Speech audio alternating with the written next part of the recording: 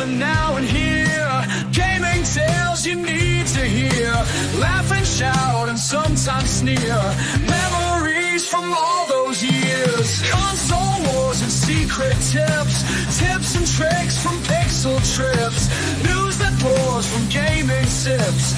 Critical minds and candid lips. And Generation X Gaming Show. Tune in where the thoughts flow. Rant and rave with words that glow. Weekly stories make them go.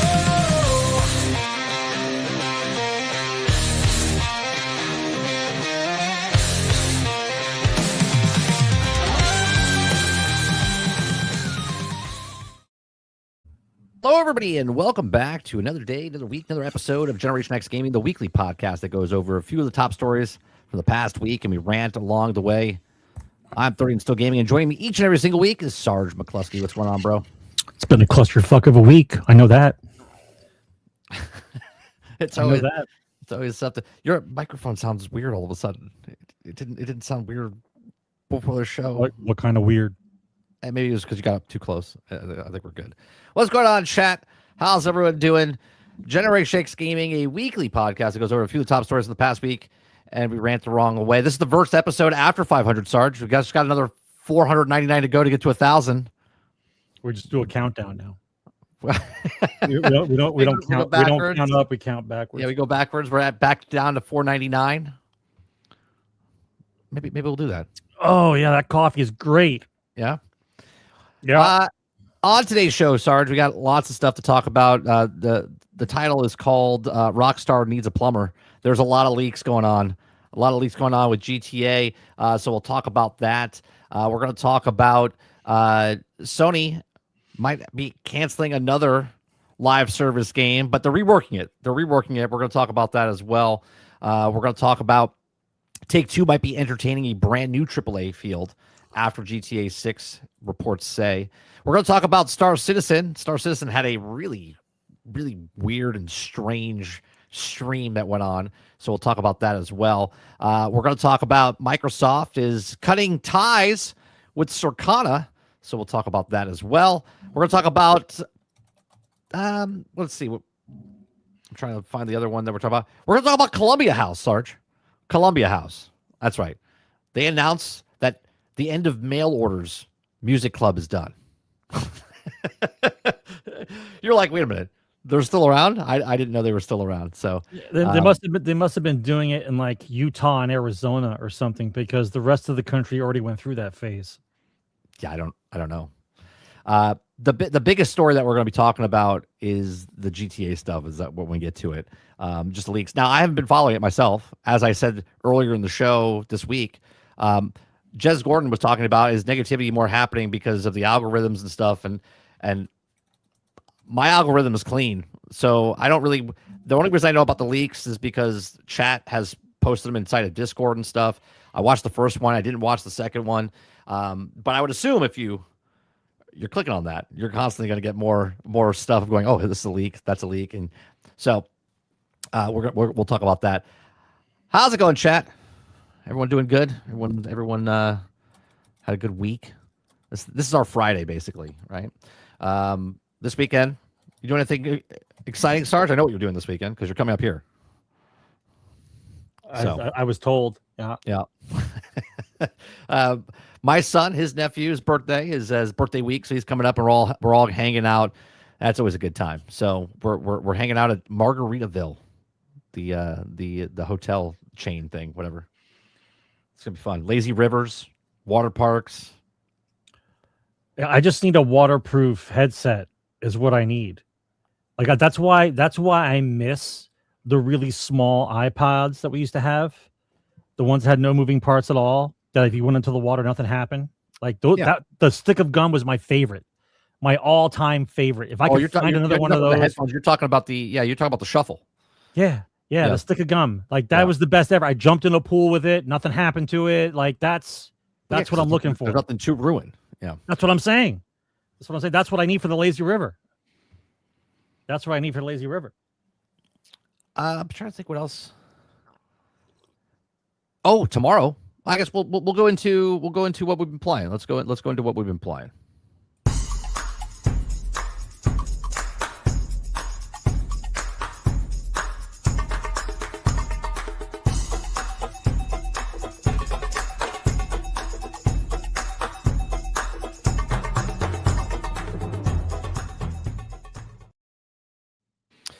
All right, Sarge. It's been another week since last week. What have you been playing? I finished up the GTA Definitive Edition. All games? Yeah, I finished it. It's like 3 weeks. Yeah, it doesn't take that long. It doesn't take that long. Well, in the beginning, it takes a little time because you have to remember. I'm like, okay, so remember, I played it in chronological order. Did you just beat the story, or did you do like 100% the game? I probably like 80% of the games. They're close. Okay, they're close. Someone do the math on that. How many hours did Sarge put in? If he put 80% of each game, that's Vice City, San Andreas, the one that has the most City. The one that has the most hidden shit is San Andreas. And I didn't go looking for all the girlfriends. Oh wait, no, you played Grand Theft Auto 3, Vice City, and San Andreas. Yeah, Vice City first, then San Andreas, then 3, in chronological order. Oh, okay, yeah, but I'm saying that's the 3 games you played. I don't care what order you played them in. Yes, the original trilogy. Yes. Okay. All right. Yeah. The actual 500 hours. That checks out. Yeah, 500 hours. The actual cleanliness of the definitive edition is actually pretty cool because I remember how grainy it was, right? Remember how grainy it was? We just we didn't know it was grainy at the time. We just loved it. But when you see it crystal clear as opposed to grainy, it's a completely different game. I will say some of the bugs in the game though are game breaking. Okay. There's a few spots where like a police bribe doesn't spawn or the armor doesn't spawn. Sometimes the auto lock-on targeting doesn't work. A lot of the car glitches where you hit a wall and the car would like glitch into the wall and be stuck there forever. I mean, there's stuff like that, but all in all, it was a blast just to go through it again. The one I was really surprised with, like I almost 100%ed Vice City accidentally. Right. The only thing I didn't do was I didn't do Vigilante to level 10 and Pizza Man to level 10. But I did the fire engine and the ambulance to level 10, like I just from fucking around, because they give you money, right? So that's the way you do. That's the reason why you do them. But I had a great time. Like playing those reminded me of why I love that series so much. And Hold on 1 second. And then afterwards, keep talking. My keyboard is not working. You don't use your keyboard. You just use your hands, like keep talking. Yeah. So I found all the one I was really surprised with is when I started playing GTA 3. As soon as I spawned and I'm in the first area, I'm like, okay, this is where the armor is. This is where the 3 hidden packages are. This is where the car I want is. Like from that long ago, the muscle memory was still there. I remembered everything about that game. And the longer I played it, the more I remembered where the packages were, which is crazy because it's hard to remember where all the packages are. But I think I only had to look up 2. And that's because the area was blocked off. And then later on, I had forgotten that I didn't pick it up in the locked off area. So I was going crazy. When you have to retrace your steps and be like, did I get this one? Did I get this one? I'm listening. All right. But love that game. Love the game. Voice acting was great. And I still remember the actors in the game from listening to the characters. The one I didn't realize, I know chat's going to hate me for this one. I didn't realize that Donald Love was Donald Trump. Like, I didn't know that was him because it was such a bad rendition of him.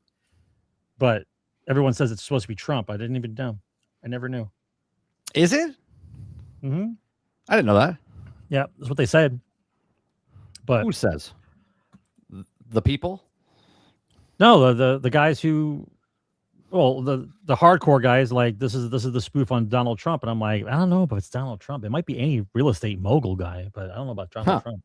Oh, I guess that would make sense. Yeah, I guess that would make sense.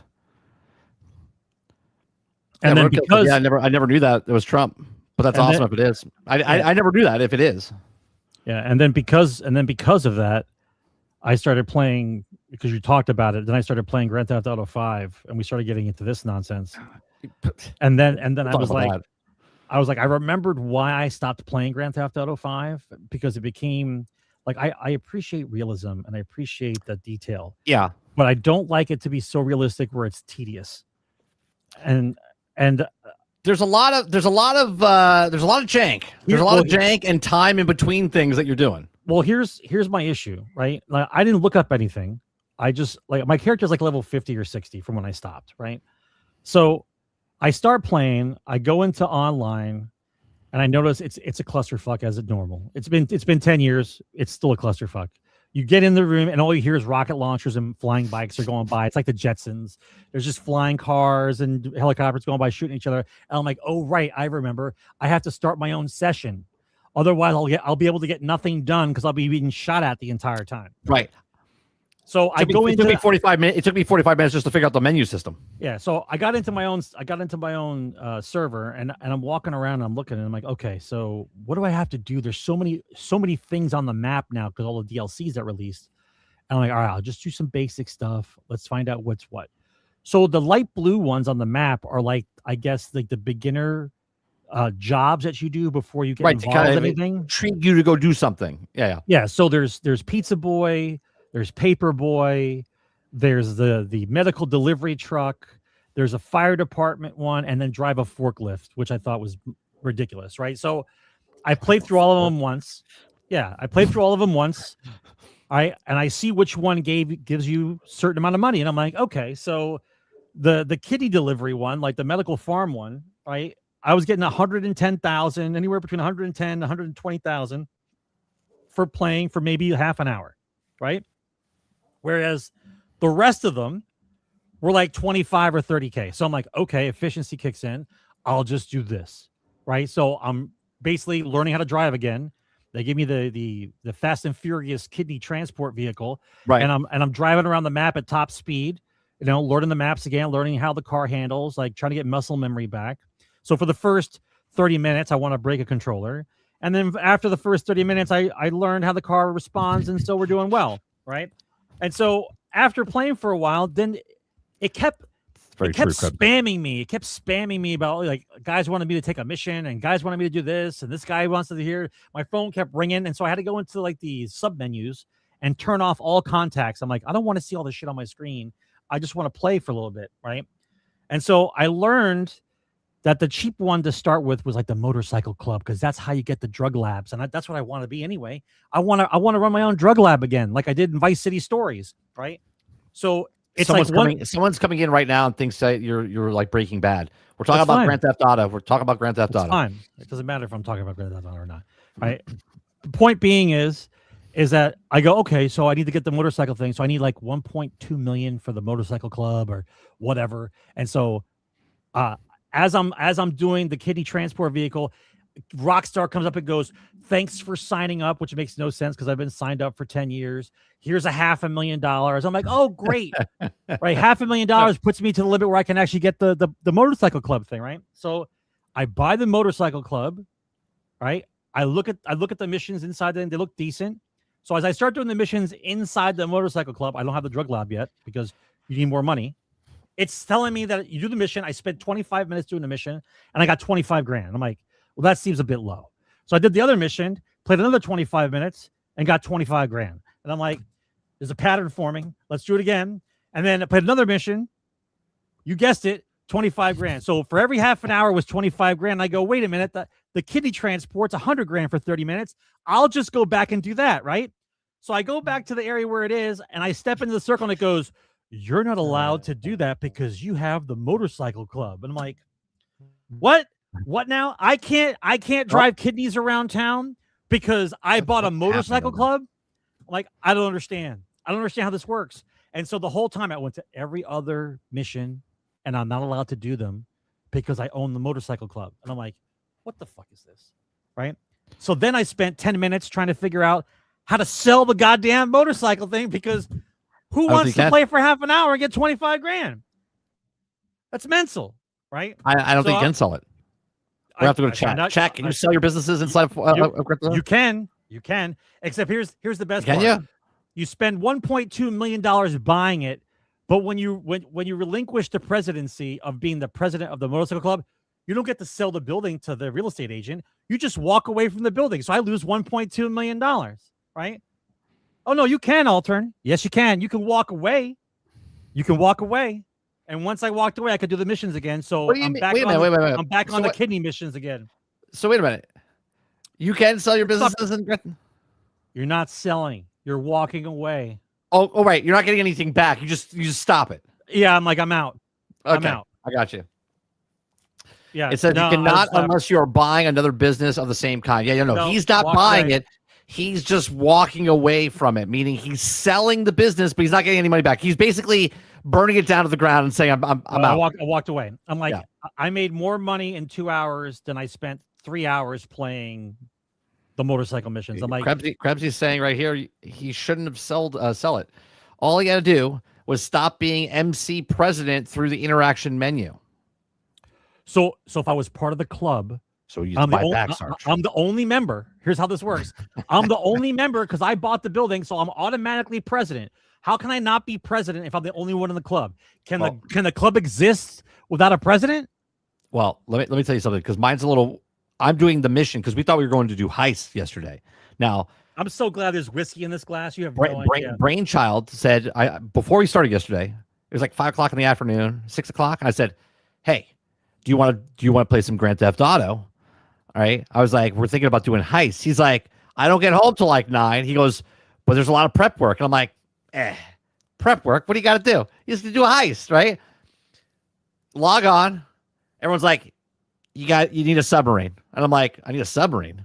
So I paid $2.4 million for a submarine, right? Then I paid another $1.5 million for a helicopter to get around faster, because without the helicopter, it's a fucking pain in the ass.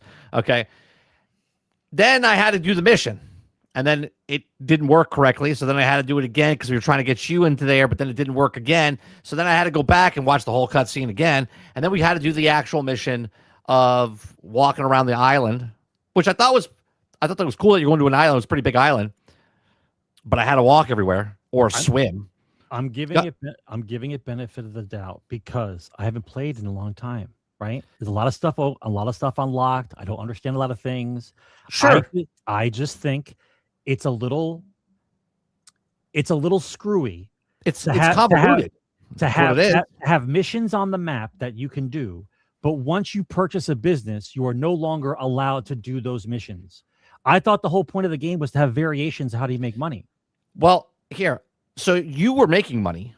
I spent $4 million, and then I did a mission that I got $0 for because I'm prepping for the mission. So I had to go, espionage and do all this other stuff to set up the mission. Then I did one setup mission last night before I left. And yet today, when I went back in, more setup. It was gone. I had to do it. I had to do it again. So now I'm worried if I log back in, it's going to make me do it again. But every time I go to the goddamn table, it says you have to be president.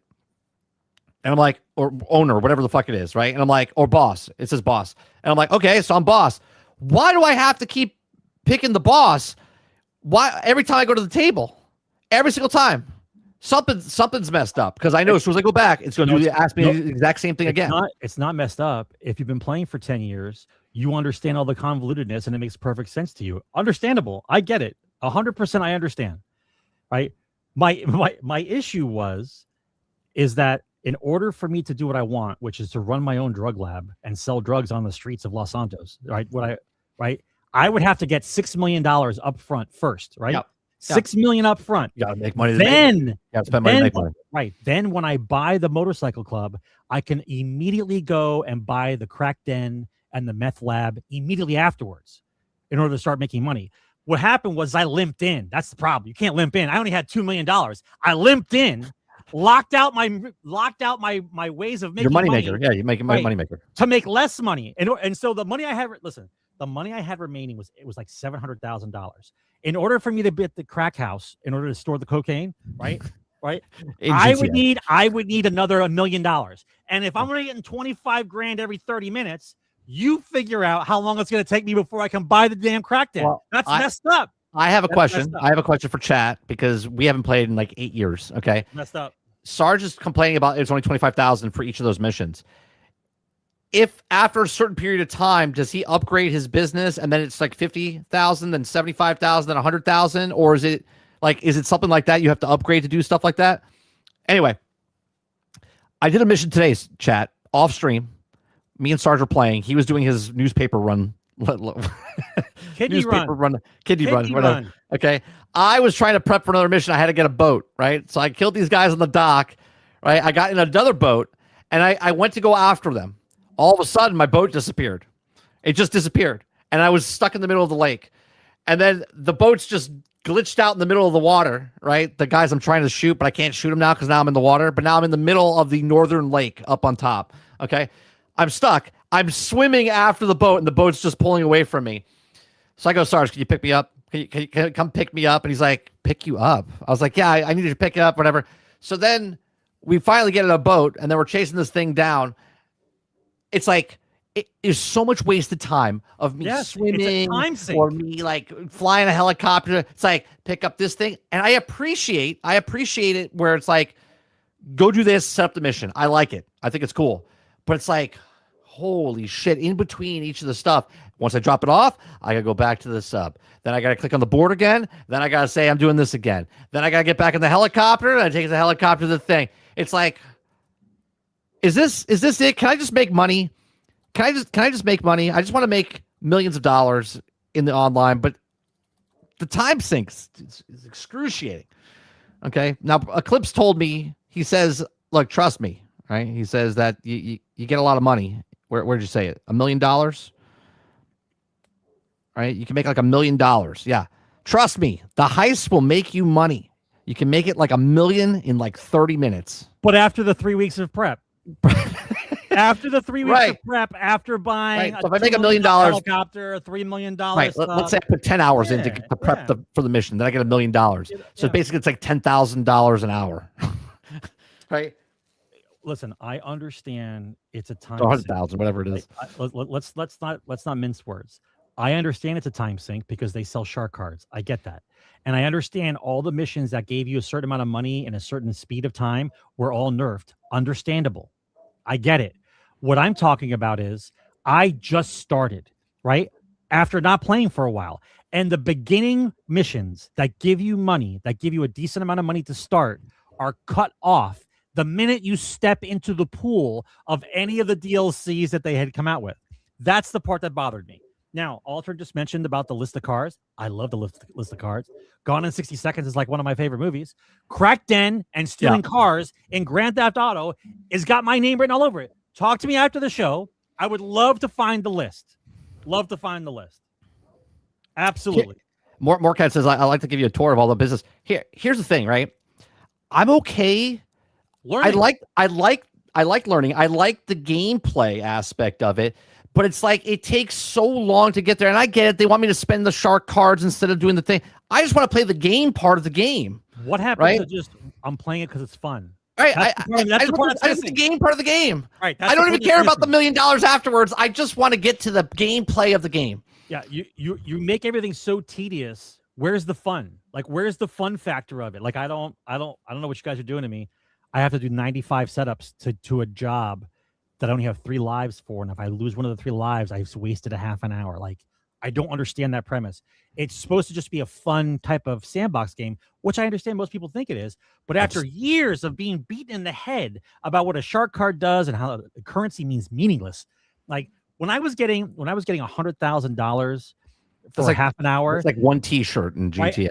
Right? The inflation rate in GTA must be absurd. Guns are like 90,000 a bullet. Yeah, 90,000 a bullet. Like, it's crazy stuff. It's just supposed to be fun though. Like, I don't enjoy tedious. Cubsy says doing the last dose mission gets you acid lab, electric car, and like 800,000. Sweet. How long does it take to prep for that? Right now, translate that into time. How long do I have to prep for that? To do that? This is what I want to do, right? All I wanted to do, I didn't want to play quick matches or anything like that with other people. I just wanted me and Sarge and Brain to get into a mission. Just have some fun. And just go rob a bank. Just go rob a bank. Rob a bank, take a truck. I want to Fast and Furious this shit, right? I want to do something instead of going, all right, guys, hold on. Before that, I gotta go get a business loan. Here comes and then I gotta go talk to Donald Trump. And then I gotta go buy a submarine. Then I gotta go to the dealership to buy a helicopter. Then it's like, I just want to play the game. Right. What happened to just jumping in the car? Let's go rob the bank. like just for shits and giggles. Let's go rob the bank. Just want to. Yeah. There was one point you said I can't rob a convenience store. They're like, no, you can't do that. You're like, why? Why can't I rob a convenience store? It's like there's like parameters around it. You got to case this place out before you can do it. It's like, what are we talking about? I did learn. I remembered one thing from playing. I thought there was something you got for robbing all the stores on the map, and I kept looking at the map, and I'm like, I got them all. I didn't get anything, and then I kept finding new ones popping up. I'm like, I don't understand. The game's glitched out or something. That they don't show up on the map right away. So I did realize if you walk into the store and you just shoot the wall behind the cashier, he doesn't dilly-dally anymore. Like when you walk in and show him the gun, he's like, yeah, he rushes to put the money in the bag. Like that's the only thing I found. I just saved 10 seconds. And let me tell you, 10 seconds in GTA for cop time, cop response time is an eternity, right? Absolute eternity. Well, it's funny. Right before we got on stream, I was doing one more mission where I had to get a boat, but it was on the back of a trailer. So I'm taking my helicopter, I'm flying over the city, and it says, you got to get a tractor trailer truck. And I'm like, okay. So I land the helicopter, get the tractor trailer truck, I drive the tractor trailer truck 20 miles back the other direction. Okay. Then I get to the place, and when I pull up, there's an armored car, there's 20 security guards, there's like 15 police officers, and I'm like, you're by yourself. Oh, yeah, I'm by myself. And I'm like, okay. So I totally get the system, right? So I kill like 10 guys. I get killed. Then I spawn, I'm like 20 feet away, right? I run back, right? Now the cops are all gone. The guys are still there, right? I kill 10 more, right? I die again. Now I'm 30 feet away because it puts you a little farther away, okay? So then I run back for a third time. I clear out the guys, right?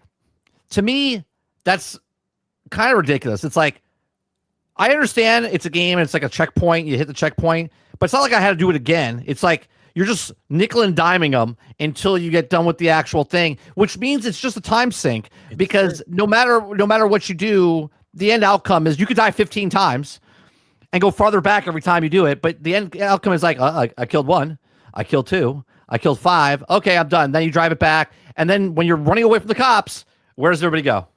You take it into the canal, you go up on the railroad tracks, you go into the tunnel, and then if you have 4 or 5 stars, you go into the canal. Otherwise, you do a little Gone in 60 Seconds moment. Here's the part that I laughed about.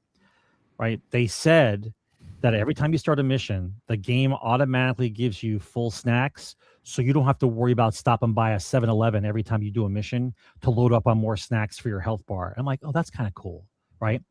But I have super body armor, right? And I'm in a gunfight for 10 seconds, and the armor's gone in 10 seconds, and that's the super heavy armor. What would happen if I had the regular armor? Would I already be dead? Like right. two guys shot at me, and the super heavy armor is already done. Now, I'm allowed to hold, here's the best part, Mike. I'm allowed to hold 10 super heavy armors, right? But does the game put it on for you? No, you have to go into your. You have to hold the button. Hide behind the car. You got to go up with the thing. You have to go down 15 things. Pick on the armor. Put the armor on, and then when I go to shoot a guy, the guy hits me twice. Not with a shotgun, not a point blank range. 2 shots from range, the armor's already gone. It's super armor. What are we talking about? Yeah, he was using super bullets. What are we talking about? Must be super bullets against the super armor. So, I'm guarding behind the car. I'm doing. Eric Jones says all games are time sank. Yeah, but you're missing the point, Eric. There's a difference between it's a cover shooter. Yeah, there's a difference between time sink and design time sink, where I could go and take as long as I want to do a mission. That mission to get to that boat is the same. Kill the guys. If I do it in 5 seconds, if I do it in 15 minutes, it's just nickel and dime, and they're not punishing me. It's not like, oh, I failed, and then I have to start the mission over. Yeah, it's just kill them, no punishment. Kill 2 more, no punishment. It's designed that way because they need you. Minimum time is what it needs to be to break down what price per what you rewards to time sink or whatever. Hour, first 10 hours. I get it. I get it. But it's just a little like, and this is after 8 years of not playing, right? I'm sure if I was completely zoned in and I didn't pay attention to anything, I just was playing Grand Theft Auto. Yeah, there's a lot of content. A lot of stuff to do. I know people are coming in. We're bitching. Look, we've been away for a long time. It's like learning to ride a bike again. You just don't understand what's going on because we've played so many different games in between 8 years from now, right? So we're like, I don't know what the menu system was. it's still confusing and convoluted to get into a match with people, right? It's like you have to wait, and then this person didn't show up on your list, and then I can't invite somebody to the actual crew, and then it's like that's a nightmare. I still, after all this time, it's not just pick your friend, get into the game. Yeah, still just invite, done. Right. It's like I'm loading. I'm in the same game as you. Where are you? Hold on a second. I'm up north. Okay, take a car. Come on down. Right. Start a mission. Whatever. It's so many different ways, and then you get sidetracked by the time you get there. You're like, oh, hold on a second. I saw a new car. The whole game is built around the squirrel. The whole game. Yeah. Yeah. Right. On the way to anything. Right. Let me tell you. On the way to any mission, my phone never stopped. And stuff was popping on the screen. I'm like, I don't care about any of this. I have a nightclub and stuff. I get passive income. Yeah. Yeah. Still fun. Still tedious. Still fun. When you actually get to play the game, like the game stuff in this game, right? It's when you cut down the jungle and you finally get to the fun of it. It is fun. It's fun. Yeah. When we were just chasing the boat and you're driving and I'm shooting, it's fun. But getting to that point, fucking excruciating. It's just like, what are we doing? It's like getting a bunch of kids together and going, all right, kids, come on. Oh, no, Timmy, get off the swing. No, Susie, get off that. Right? It's like, you're trying to herd a bunch of chipmunks together. Yeah, it's crazy. But anyway, I had fun. Grand Theft Auto 6, they have a lot to do to make it better, but they can make it also worse. I'm a little concerned, judging by how 5 is structured, like how 6 will be structured. It's gonna be interesting. Well, we'll talk about how the realism is. There's leaks and stuff that people are talking about, and we'll get to that. Is there anything else that you were playing, Sarge? I played some Cosmic Invasion with Mr. Luke, and we jumped into Fortnite today, and I have to say, Fortnite was just a bunch of friends and just running around. It was fun. It was fun doing it, just hanging out with people and doing the actual thing. They just changed up the whole map now. They have it's video game themed, so you can have Sonic the Hedgehog, and you're part of the map is like Sonic World, and you hit the speeds and you go through the loops and you collect the coins, and there's a lot of shit going on in Fortnite. I didn't play too much. We played about 2 hours worth, and I really enjoyed it. It was fun. We're gonna play some more next week. When we start playing again. Other than that, I'm trying to think if I played anything else. No, this past week's been GTA. I've been playing Starship Troopers. Oh, I can't do it. The Starship Troopers on PC is broken. It's broken. No. On PC, it's good. On console, it's fucking broke. Okay. Yeah. On PC, it's good. That's what I was asking you the other day. I said on PC. I literally texted you. Do you want to play on PC? Yeah. It's a fun time. It's like no. Yeah. On console, Starship Troopers is fucking broke. I haven't gone back in like 8 months, but last time I went on after they said they fixed it, crashed 4 times. I was like, yeah, I'm good. No issues. The game is actually telling you not to play it. When it crashes, the PC version is fantastic. It's a lot of fun. 16 people. You have people, when you have a good crew and they're all talking and stuff and doing missions and stuff, it's a lot of fun. And they don't have potato chips or power drills going off. No, some guy was talking about dating a cop. It was funny. If you were watching the stream the other day, some guy comes in. He was talking about he was smoking pot, walking down the street. I got a ride home from a cop. Thought she was cute. Started talking to her. He was telling this to just random people on the internet while we were playing, right? And he made it sound like he was dating her. He's like, oh, she was pretty, and he was asking about if she had kids and stuff. And I was like, what is this guy talking about? Does he think he was on a date with a cop because he was in the back seat? Like, what is happening right now? I'm pretty sure he was arrested. I think she was I think she dug me because she patted me down and stuff. Right. Yeah, she arrested me. Yeah. It's like, all right, buddy, if that's what you think. She's totally into me. I was arrested. It was crazy. And then the next day he was back in the lobby talking about something else. It was funny. And I was just like, it might be his therapy time. Yeah, whatever. I don't care. It was funny. I wish I could interact with him, but I don't have my microphone hooked up to my new computer. Right. So I was like, I want to interact with this guy so bad. I was like, I can't. I had so many questions. I was like, did she like patch down and you thought you were on a date and she got to first base, second base? Like by herself? She was transporting you, a guy, crazy dude, by herself? That sounds weird. Well, it was in Chattanooga, Tennessee, I think he said. So does that mean that the female cops in there are roided out? I have no idea. What does that mean? We were all flies on the wall at that moment. My whole chat was like, "Oh, this is interesting." Can you drop an ammo box? No one cares about your cop date. He wasn't on a date, Sarge. He got a ride home. He got a ride home. He thought it was on a date. You want to same time next week? I'm gonna jaywalk here next Sunday. Yeah, I'll be back. All right, let's go to top stories.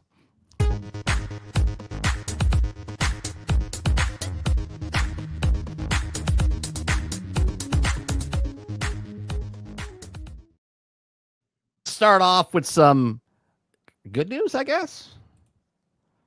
David Bautista officially set as Kratos in God of War TV series. Now, what I think is funny about this is that it's a mugshot. The internet said it before they even casted people. They're like, David Bautista should play this character. And then they went with Ryan Hurst. Now, I have nothing against Ryan Hurst, but then they showed that one picture on the set, and you were like, he doesn't look like God of War, right? And now they got David Bautista playing God of War, and you're like, why didn't you do that in the beginning? I don't know. I mean, I think it's okay. I think he's going to make a good God of War, or Kratos in God of War. As Jesse Mack says, he says boo, so he doesn't like it, right? Obviously, you're never going to make everyone happy. But I think this is a mugshot of Bautista, but everything's added. The glasses, the background, the suit and tie. No, this is originally a mugshot, but they just spiced it up. On the red carpet somewhere. Yeah, sure. Anyone can be on the red carpet, bro. They could put you on the red. They could put you on the red carpet. I've been on red carpets, so that's a red carpet. I like it too. I think they should have went with him in the beginning, but Hollywood doesn't want to listen sometimes, so they do what they want to do. So there you go. So David Bautista is Kratos. Okay. The next thing I want to talk about, Sarge, is that what's that? Supposedly he's Kratos. No, he is. He's officially Kratos. Did they film anything yet? No, they didn't film anything yet. We'll see. All right. Well, as of right now, he hasn't filmed anything yet, but he's officially taking over Kratos' position. Okay. As of now. As of now. Yes, you're correct. All right. The next thing, Halo Studios, Sarge, the great game that we played just 3 weeks ago. Okay. Halo campaign Evolve. Okay. Reportedly outsourced the campaign Devolve to 15 studios as Microsoft weighs involving Activision Sledgehammer games into the process. Now, I don't really want to talk about the 15 studios, Sarge. I just want to focus in on... That's the elephant in the room, isn't it? But all right, fine. Yeah. We don't care anymore. Go ahead. Yeah, but I honestly don't care, right? Because 343 couldn't do it by themselves, and they had 15 outsources doing it, and they still fucked it up, right? Okay. So now they're moving towards Activision. Sledgehammer Games is in the process of maybe taking over Halo. What are your first thoughts on Call of Duty Sledgehammer taking over Halo? I don't want to think about it. Well, you got to. We're on a podcast talking about it. The reason why I don't want to think about it is everything that you're trying to do now is just life support, right? It's just life support. You're beating up an IP that started a brand, and now you don't care about it. And every time you fuck it up more, and we tell you stop fucking it up, and then you just hand it off to another studio who's supposed to save it again. Just let it go. Come out with something else. It's over at this point. Like, you already did the Master Chief Collection. Everybody fought for that one. They fucked it up a little bit. They fixed it, and it's fine now. They're all good. Move on, right? It's just time to move on. Sledgehammer, their talents could be so much more pointed in a different direction to make. Yeah, I agree. They don't need to be working on Halo, right? They're a good studio. They got good ideas. Let them do something else, right? Just stop. Like, don't get me wrong. I loved Halo, but sometimes it's just it. It's just over. So, one, I think they should put a pause on handing over Halo to another studio. I'm not saying they shouldn't make another studio make Halo, considering 343 and now Halo Studios is having problems. But Sledgehammer makes Call of Duty games, right? Constantly makes Call of Duty games. That's all they do is make Call of Duty games. So now you have guys that know what Call of Duty is. And now you're going to make them make a first-person Halo game, which is what Halo is. But now you're going to, let's just say they make the gunplay so good, but now it's just COD of Halo, right? Because now it's just Halo skin with Call of Duty, and it feels too, because Halo doesn't feel like Call of Duty, right? Call of Duty doesn't feel like Battlefield. Battlefield doesn't feel like, you know what I mean? Like they all have their distinct feels of their stuff. To take the studio of like Sledgehammer to make a Halo game, I have a feeling that you're going to be making Halo more like Call of Duty, and I don't think anybody wants that. Yeah, but you don't think there'd be kill streaks, would you? It would be kill streaks. I don't know about. I don't even think about that, like kill streaks and stuff like that. I just feel like zombie mode. Yeah, just the way they make the character like move and feel because of the mechanics of it. I just feel like that's what they would do. They would have their hands all over it because they know how to make Call of Duty. But we don't want Halo to be Call of Duty or like Call of Duty and feel like Call of Duty. We want Halo to feel like Halo. Yeah, but even the people who are making Halo didn't want Halo to feel like Halo. Yeah, no, I understand that. But if you put these guys on, they're going to make the first person part of it, the gunplay, amazing, I think. But at the same time, it's going to feel like Call of Duty. It's going to feel you're like, this feels like Call of Duty. Like, look at what happened when we played Battlefield 6. When we were playing the demo of Battlefield 6, I don't know if you played it, but when I played it, I was like, this feels like Call of Duty, right? Because they had Call of Duty guys that came to the studio, and they were trying to make that game feel like Call of Duty to get the Call of Duty guys to come in to play the game. Which they did. Mission accomplished, right? Yep, so that's my problem. And when they were making the game, they were also bringing streamers and stuff that played Call of Duty to get their input to put the stuff in to make it like that.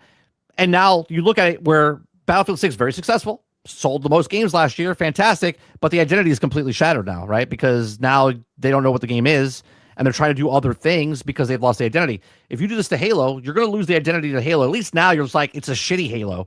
But now if it's a better Halo and you're like, this is not even Halo, but it's better, but it's Call of Duty Halo. You know what I mean? It's going to feel really weird, in my opinion, if they make it, because I think they'll make a better game, but they're not going to make Halo. They're going to make Call of Duty. That's just me. I want. Well, first of all, I'd like to see Sledgehammer take a break from doing the game that they've been chained to a wall to have to make forever. They're in servitude to Call of Duty for the rest of their lives. Perpetual servitude of Call of Duty. Like, I would like to see them, but like I would be happy for them to do something else. But I don't think Halo is really that far from where you are. Right? It's not really a vacation. It's like, hey guys, got a great idea. We're gonna stop making Call of Duty for a little while. And they're like, yeah, great. Okay, we want you to make Halo. And they're like, I don't want to fucking touch Halo. I don't want to go anywhere near it. Can you make Halo feel like what you did in Call of Duty? Because Call of Duty sells a lot. Can you make Halo do that? Right. I'm hoping not, dude. I'm hoping this is just journalists yelling at each other. I'm hoping you're gonna have one of those people. Remember in Office Space, where the woman, the secretary walks in. She's like, "Hey, Peter, I need you to come in." You know, like that the high pitch. That's who's gonna visit them at such a. Hey, can you make this game feel like Call of Duty? Can you do your magic of Call of Duty onto the Halo? That'd be great. And they're like, that's not what we do, but all right, sure, yeah, we'll make it. Yeah, and don't forget to put the TPS report in there. I wouldn't do it. I hope look. Can we stop beating a dead horse? Just let Halo go for a bit. Just let it rest for a second. It's not like it didn't have a run. Right? I don't know how much Halo do you want? You got 1 to 5, the MCC, the Halo Wars. We're good. You guys, Reach, ODST. You guys had all the stuff. We're good. Stop making sense, Krebsy. Stop making sense. High Moon helped Destiny. It seems they aren't handed Halo. Yeah, God forbid if people actually, right? You know how this goes. Wait, what are you gonna do? The correct answer is always the wrong one in corpo world. Right. These guys invented Halo. We don't want them working on it. Well, they helped Destiny. First of all, High Moon makes fucking fantastic games. They made the best part of Destiny when they worked on that. They made the best part of other games as they worked on that as well, right? They made the Transformers game. Like there's a whole bunch of stuff that they've done so well, and they're like, yes, I'll give it to them. Let's give it to people that don't like Halo, and then they call them Halo Studios. This guy doesn't like guns. Let's give it to him. Yeah. What do you think about guns? I hate them. Great, you're a perfect candidate. You're gonna work on Halo. Like look at the gun the wrong way. They're like, well, how do you hold this thing? The next thing we're going to talk about, Sarge, is Sean Murray. Okay. Inside Light No Fire, the Earth-sized fantasy world being built in secret. Now, this is just the headline we're talking about, but Sean Murray was talking about how they showed off Light No Fire. And we haven't heard anything about Light No Fire for the last couple of months, years, right? Like they showed something 2 years ago. They showed something like maybe a year and a half ago, like a little bit more. People were just recycling, looking at the same stuff that they already showed us. People was like, what's happening with Light No Fire? Sean Murray came out and said, look, Light No Fire was becoming so popular that it hit like number 2 on the list of wish lists on Steam, that he's like, we don't want it to be too popular.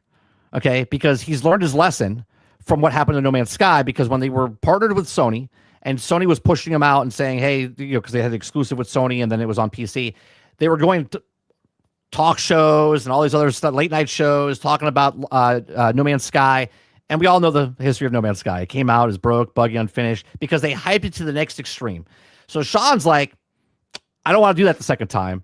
So we ain't saying shit about nothing. Okay, we're just letting it sit there so they're not showing anything. They might show something at the Game Awards at the end of the year or something like that, but they don't want to show anything to anybody because they don't want to get them hyped up until they're ready to actually show the thing. What do you think? Smart? Do you think it's double-edged sword here where he learned his lesson, but at the same time, what about just they don't promote it enough and it comes out and it fails, right?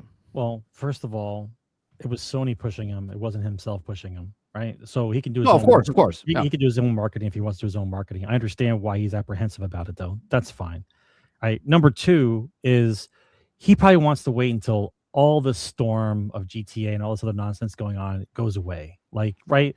Let him have. You don't want to talk about your new product until maybe February or March. You know, when the next group of games comes out for the AA games and stuff comes out and the holiday rush is over, and then you start talking about your game, because at that point, people are going to be paying attention, because otherwise everybody's going to be head down playing GTA 6, right? Because they're not playing Destroy All Monsters or Barbie, right? They're not playing that, right? So I just think he's probably trying to be cautious. And besides the fact, he's already apologized for 10 years.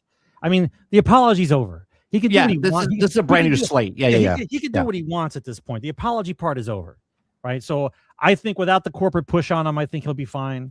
I mean, I think that because of what's going on in No Man's Sky, I think the pressure might be a little hard on what they're actually doing for one planet. Like, what are the mechanics? Right. This is what I'm saying. Like, what are you going to do on this that's going to be on par, if not more innovative than what you were doing for an entire universe? It's a big ask to try to beat the universe, right? Yeah, but I think if you can take everything you've learned in No Man's Sky over 10 years, all the different mechanics, and put them all on one planet, all the different biomes of planets, but put them all on one planet, do all the mechanics of the fighting and the starfighters and ground to air. And maybe you, again, I don't know if this is going to happen in the game. Maybe you can go to the outer space of just the planet itself. You know what I mean? Not going out to the universe. So you're just in maybe the lower atmosphere, or I'm sorry, the higher atmosphere or whatever, before you break into space. Maybe you can have like land islands and stuff up there, or bases up there. I think it's going to be freaking amazing based off of just what they've done to No Man's Sky over the last 10 years. Because to me, I don't think they're building a brand new game as far as from scratch. They're taking what they've learned from No Man's Sky and implement it into Light No Fire, but with a different skin on it, basically, you know? But then my problem with that is what's the hook? What's the hook? It would be a story in this one compared to what they didn't do, and it's RPG. It's an RPG, open world RPG, isn't it not? Like, so, but an open world RPG is not really like a super hook. Like, what's the hook? Like, what's the new thing that you're gonna? What's the reason why I can't miss it? Is what I'm saying. I mean, an entire planet that's never been done, like one full planet in the game, so detailed. Sure, but we were given the universe. Yeah, but a lot of the stuff, let's be honest, 18 quintillion planets. Everything, a blue planet's a blue planet, a green planet's a green planet. It's the same shit over and over. You're going to I understand that, but the big to do big for the sake of doing big. Once you've handed me the universe, right? How am I going to get excited about a planet? I'm not trying to be negative. I'm just saying. What about? I'm hoping that there's some other kind of innovation that the hook is there. That's all. That's all I'm saying. What about if it's just like real life? Like, have you been everywhere on the Earth? You know what I mean? Like, why do you want to go to Europe? Why do you want to go to Australia? Like, you want to go. Like, maybe that's what it is. Maybe there's different regions and different stories, and the people that are on the other side of the planet are having completely different experience than the people on this side of the planet, right? So that's the thing. Like, you level up and you gain stuff, and you go to different regions and different. I don't know. I don't know. I think it's pretty interesting. It's intriguing. Again, this is why they're not promoting it, because all of us are like, oh, imagine what you could do. Like, what you could do. That's part of the problem, because you already have all the stuff that we've listened to now for 8-10 years, and where do you go from there? Right? Mr. Z says, Sarge, you can chop down trees and fish instead of using a tractor beam gun. I mean, there you go. I mean, listen, I'm sure at the moment there's probably a lot of kids growing up who've never seen No Man's Sky or don't give a shit about No Man's Sky, and when you come out with Light No Fire, it'll be like the new No Man's Sky for them. I'm hoping that's the answer. Well, Krebsy, that's exactly why, right? Because you're saying, in my opinion, it's overhyped. That's exactly why Sean Murray is not promoting it. He says the studio deliberately shifted its marketing strategy to avoid the media overexposure to inflate expectations, right? They don't want to overhype it. That's what they don't want to do. They don't want people to overhype it. They're like, keep it down. Like, shh, like, settle. Don't ruin it for yourselves type of thing, right? So if it's overhyped, they're not doing it. They're not making it overhyped. They're trying to not make it overhyped. I think probably February, March, they'll probably have something. I think you have to wait. I don't think you say anything until you know when GTA Online comes out. As soon as you know when GTA Online comes out, then that's when you go, okay, we're free to now announce our date. Because you don't want to be overshadowed by that. Yeah, this is a 1-2. This is a 1-2 punch, right? This is single player online, and then what happens is the shark cards and all the other stuff comes in, they kick you in the nuts, and they're like, yeah, take that, game industry, we're taking everybody. We'll get to that in a second. Okay, we'll take that in a second. The next thing I want to talk about, Sarge, is Microsoft stops sharing digital sales data with Circana. Okay, so you know me, I don't really like Circana. I don't really like Circana, but Microsoft no longer shares digital sales data with U.S. analytics firm Circana, meaning the company will now be forced to project numbers for games under the Xbox, Activision, Bethesda umbrellas. Okay, Circana, formerly NPD, has been trusted source of sales information of the U.S. for many years, providing monthly breakdowns in hardware, software sales, and publishers like Sony, Bandai Namco provide a company with their digital sales data, which then combines the information with retailers to compile charts showing the best-selling games. I don't know about trusted. Right. I know we're getting information from how we get information. I don't know about trusted. Let's not get carried away. They gave us information. I'll accept that. Yeah. If I told my accountant how much I made, and then the accountant's like, well, can I see your books? Then he can officially go, yep, those are factual statements that you're making, right? Otherwise, it's just trust me, bro. Right. You were 50 million in the hole last year, and you're only 10 million in the hole this year, and you say he's doing much better than last year. Yeah. That's Circana's information. It says, however, as of today, July report, Microsoft has stopped sharing the digital sales data for its games. Redmond firm joins Nintendo and Take-Two, who haven't provided digital sales data for many years. Weird. It's a weird trend starting. Trend. So Circana recently started introducing estimated and predicted digital data for non-participating publishers, which does ultimately introduce a margin of error. Okay. On a related note, Microsoft has also stopped sharing its information with similar European tracker names. Yeah, because they don't have look. They know we're smart because people like numbers. And if you say a game is doing well, and then you go into the game and it's a multiplayer game and you can't find a match for 15 minutes, or all of a sudden people are like, this game is going fantastic. You go to the Steam charts and the number's doing this in the ground. We're like, yeah, that's not true. Okay. And then when they say it sold 4 million players, you're like, that's players. That's not actual copies sold, right? Like they tried all the things. Now they're just like, you know what? Fuck it. We're just not going to say, we're just not going to say anything. We're not going to say anything whatsoever. EA's not going to say anything. Take-Two's not saying anything. EA doesn't have to say anything anymore. No, because they're private. That's different. Yeah, but public companies, they just move it. They go, oh, this is now digital. It's over in this pile over here. We just conform it into there. They'll just use revenue as numbers. They won't use specifics. They if 5 games are sold, they'll use the revenue of the 5 games. They won't. Sure. They won't say like 3 did well and 2 didn't. Like that's you're not going to get that anymore. You're going to just get overall sales were higher. All we're going to know is someone says Concord did awesome, and then Concord closed 13 days later. Obviously, we can tell that someone's lying, right? Someone's just, I like the game. It failed. If a game comes out and it's like, yeah, it sold really well, and then we hear that the studio closed or they fired half the staff, you'd be like, well, to be fair, even the games that are doing well have staff fired. So what's the frame of reference now?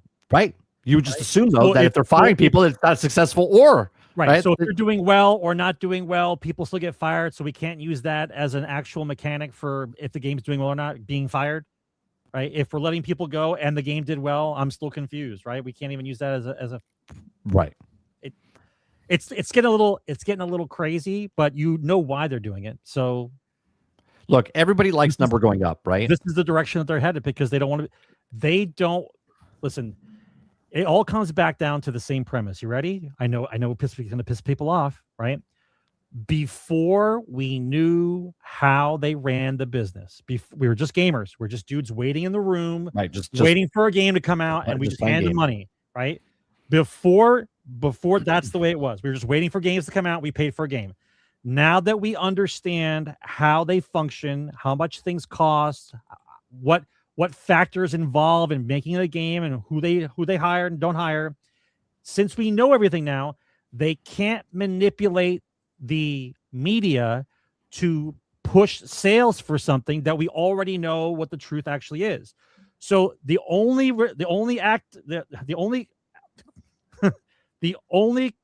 course, I can't speak.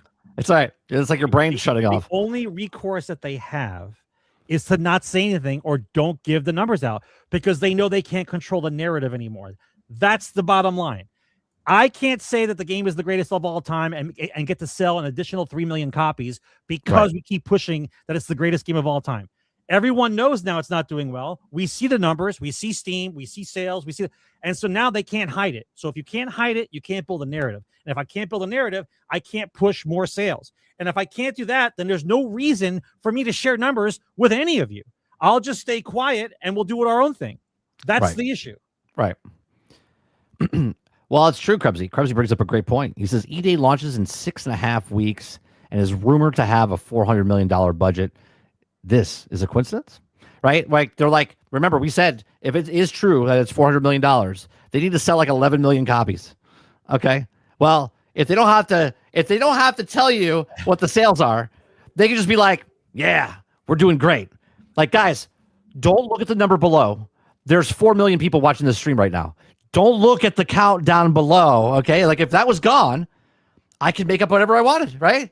Be like, hey, no, we don't have 40 people. We have 400 people. 400 people watch my show every week. Like, that's a lie. But how would you know? You wouldn't know. But if chat's not moving, you'd be like, well, the chat didn't really move that well for 400 people, so I don't think there's 400 people in your chat. You would be correct, right? Because that's how it works. Because they can tell you you're crazy. They can tell you don't know what you're talking about. But when you actually look at something and go, yeah, that doesn't make any sense.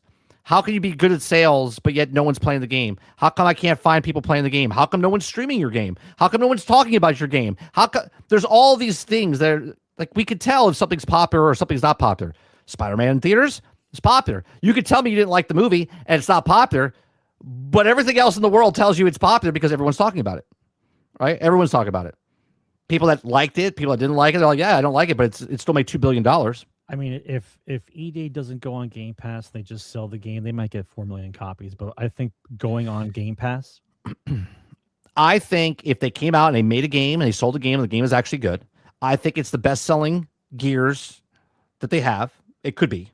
Okay. Just what was the big number? I think it's 6.3 or 6.5 million is the best. I think it's Gears 2 or Gears 3. I forget which one it is. But one is like the highest selling one. 6.7, I think it was. If this even gets 7, they go, yeah, it's the best selling Gears. Great. You're still 4 million short. Right. Right. And it's going to Game Pass. So right. Until they come out and go, we sold 15 million units. Then we go, they're sharing numbers. Right? Because they actually made a profit because they're proud of it and they're like, here we go. Right? But they don't want to do that. they want to hide everything and go, no, you're just a hater. You don't know what you're talking Right. about. When they're no longer able to control the narrative, we're haters. Remember how this works, guys. Remember how this works. If we understand how they work and we call them out on it, now we're haters. When we were just dumb monkeys handing them over money, everything was fine. Everything was fine. Hand them over money, we're all good. More information. If it's successful, they want to put it out so it makes a snowball effect, right? Like push a small snowball down the hill, it gets bigger and bigger and bigger, right? So if an action game does well and they tell you it does well, like a Power World, people are like, oh, Power World's selling well. So then it starts to snowball. It's a good game. It's selling well because people like it. It's good. It's a fun game. Yeah, but they actually share the number. No, I understand that. But then the company shares the number because they're excited. Like, yeah, we have 16 million people that played the game. We had 12 million people played on the PC. They're like, you know what I mean? Because they're actually excited because they're making a game, right? But the corporations, they don't care about making the game. They're making other people make the game, and they're like, no. Don't say anything until when's the third quarter? Okay, and the investors? Okay, then tell them that we're doing something, and it sold very well. It sold above expectations. It sold below expectations, right? They don't tell you the actual number unless it does astronomical. How much you want to bet Take-Two and Grand Theft Auto tell you the number? Even though they don't share the numbers, they will come out and say, we sold 25 million units faster than anybody in the history of the world, right? How much you want to bet they do that? Well, they don't have to. We're gonna see if the actual pre-number thing sticks. I'm a little to gloat about the 50 million pre-orders. I want to see how that unfolds. Sure, but whatever that number is, if it's 10 million, 12 million, 15 million, 40 million, 50 million, they're going to come out and tell you because it's going to be the biggest selling game of all time. Well, on day one. I don't see how it can. It's not like Barbie and Godzilla are going to do anything to it. Like I don't know what you think is supposed to happen. I don't know what you guys think is supposed to happen. Well, it's the greatest game selling all the time. Like, well, nothing else is around it. Like, if it's the only game for sale, of course it's going to be highly sought after. It's not like you put like 2 or 3 titles like back in the day when they used to. How crazy is it that you're so scared of a video game that you don't want to release anywhere near it? Let me ask you a question. Right. How long? Let me ask just for the shits and giggles, right? How long is the gap between games that it's a factor for you, right? What do you mean? What do you mean by that? Well, if I'm not trying to use their numbers, but I have to just for this one point. Like if you say to me that the average person buys 3 games, okay, all right. So let's say they bought one in February, let's say they bought one in June, and now here comes the end of the year. Grand Theft Auto is going to be that 3rd game, right? What's the gap between games that allows you to spend an extra amount of money for another game that you'd like to play? You know what I mean? Like, does that gap actually matter to anybody? If it's a game you actually wanted to play, if you would just buy the game.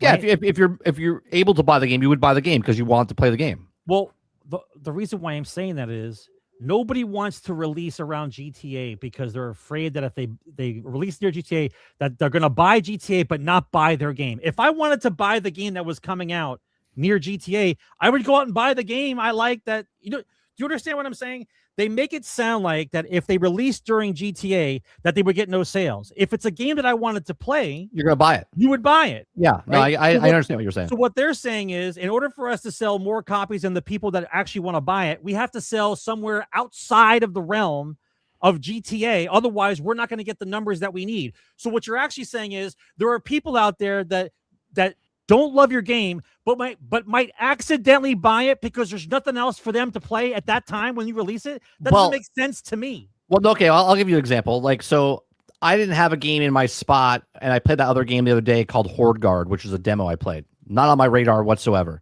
Okay, I'm not interested in buying that today, but all of a sudden, like, if there's nothing else coming out, and I'm like, oh, I found this game, I'm gonna buy it because it's like $14, $15, whatever it comes out, I'll buy it, right? That's easy because it's $15. But if a $70 game comes out of nowhere, and I'm like, I didn't know it was coming, right? And I'm like, oh, a $70 game. Well, I was thinking about buying this one, but this one comes out earlier.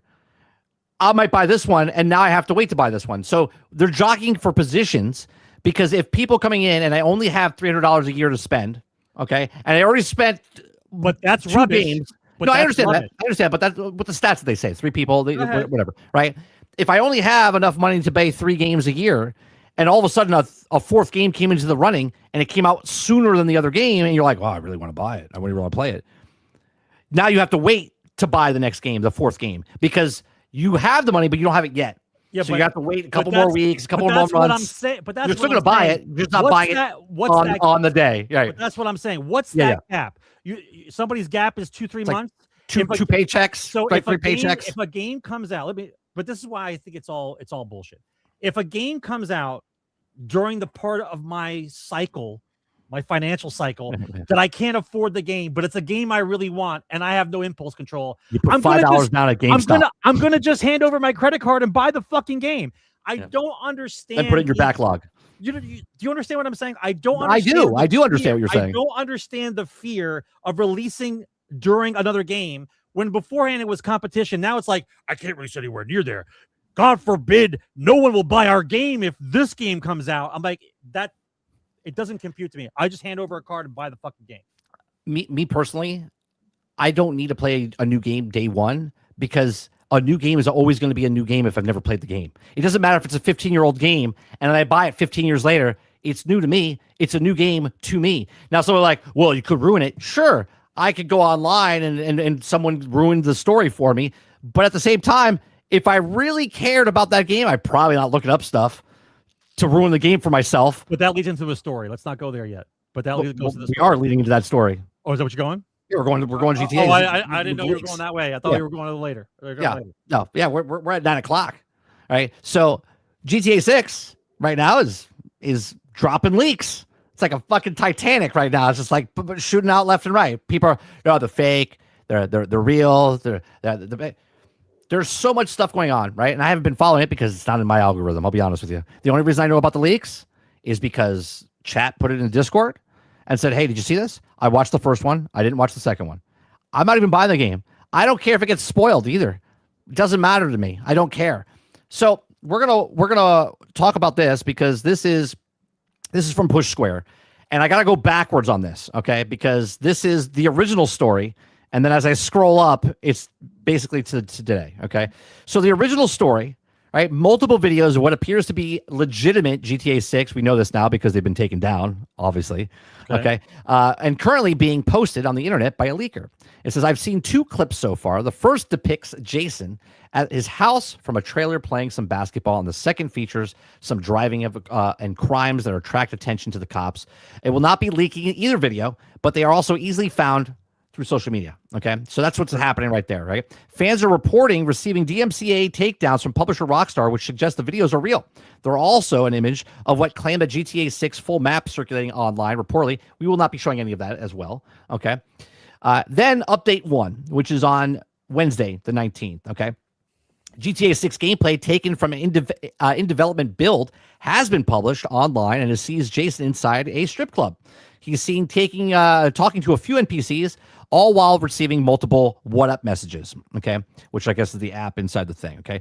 Further, the group claiming responsibility for the leaks has made demands for developer Rockstar. It's claimed to have more footage to leak, and it wants Rockstar to answer for its potential all-digital future of games industry and fake single-player DLC, presumably referring to the content exclusive to GTA 6 Ultimate Edition, okay. It says, quote, publishers should be weary. If CyberLeak can reach Rockstar, no one is safe. CyberLeak, the group reportedly responsible for these leaks, has apparently said that this message to all big corporos: behave or be the next target, right? So that was the next thing. Then we have update 2 on Wednesday, where the 4th clip of GTA 6, a gameplay has been posted online, this time featuring more driving. Interesting. The song playing on the radio is a sports car by Tate McRae. Okay, which was released at the start of 2025. This suggests the gameplay is from more recent build. Okay, the video sees Jason driving about then, was it tasing some NPCs, also seeing roughly 15 seconds of a cutscene featuring Jason having a beer with someone on the boat.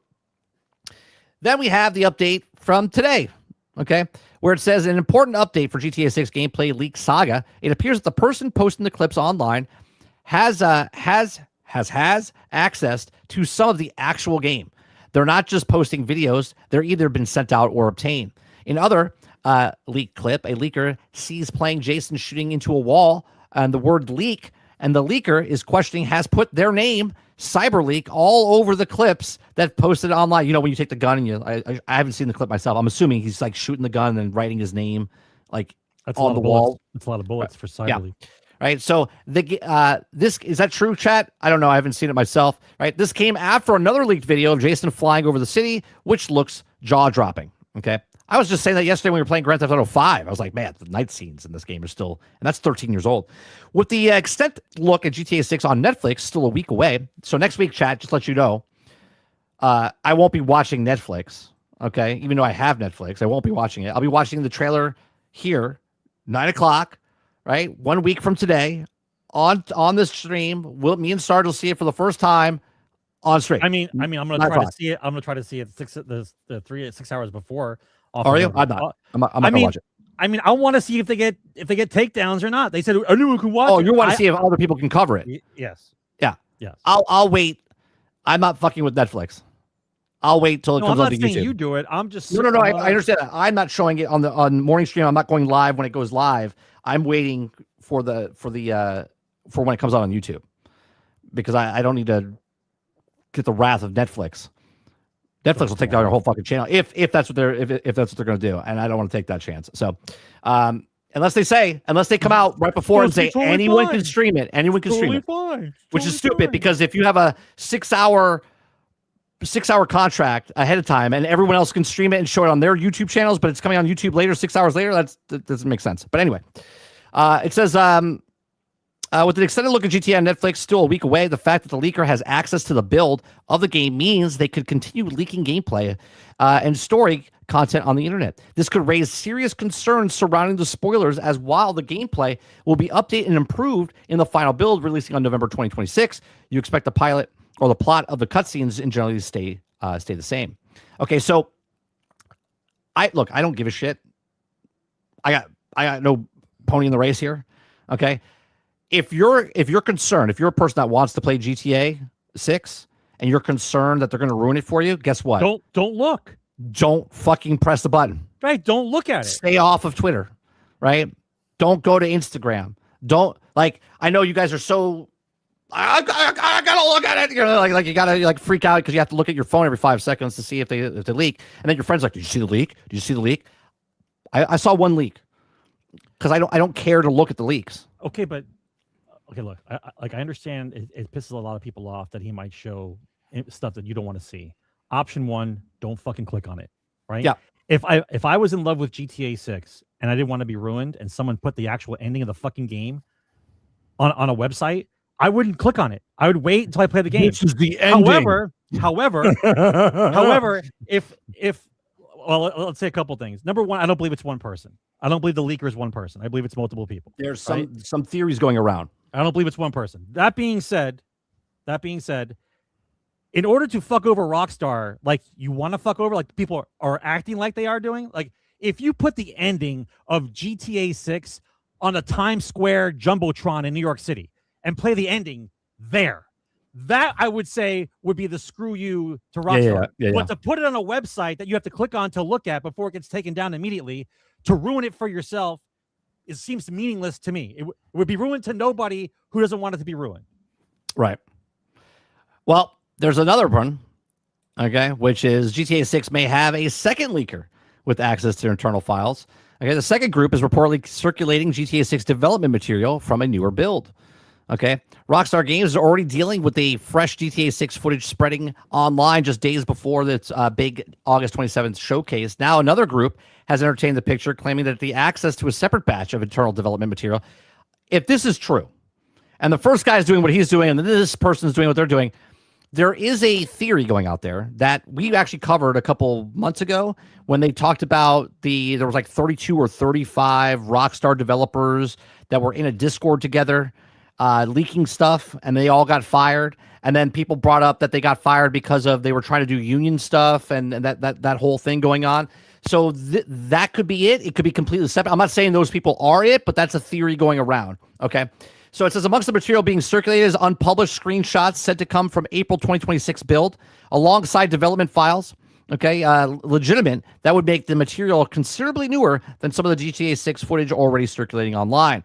Now, Rockstar could now be dealing with two separate leakers. The group has also reportedly shared development files, shared related material, and also they say that evidence of the internal GTA 6 build. There's also been claims that the material is connected to Xbox development hardware, although conflicting reports suggest that at least some of it may be actually running on the PC. Uh-oh. Well, PC bros are going to be upset. They're like, wait a minute, what do you mean it's leaking on the PC and you're not getting a day and date? It's because most things are built on the PC and then Of course. transferred to the console. We understand this already. Okay, but the point still remains, right? The point still remains. The leaks are real, great. They're pulling them down all the time. The guy's ransomer is selling a meme coin on the side and wanting to ruin some of the game for some people. Once again, if I don't want it to be ruined, it doesn't matter. You would have to do some kind of massive thing to ruin it, to actually ruin it for somebody. Of course, the meme coin sounds ridiculous, right? But if they're trying to fund whatever they're trying to do, right? Yeah, you can't trace bitcoins or meme coins. That's why they're doing it that way. Yeah, right? but if the rumor is true, like allegedly that it's these people that got fired from back in the day, that would stand to reason. They have a bone to pick with Rockstar, so that would make more sense. Who else would have access to all this information unless it was somebody who worked for the company, right? I don't think it's going to be a long time to figure out the list of people who got fired and go through them one by one. Or it could be someone that's there.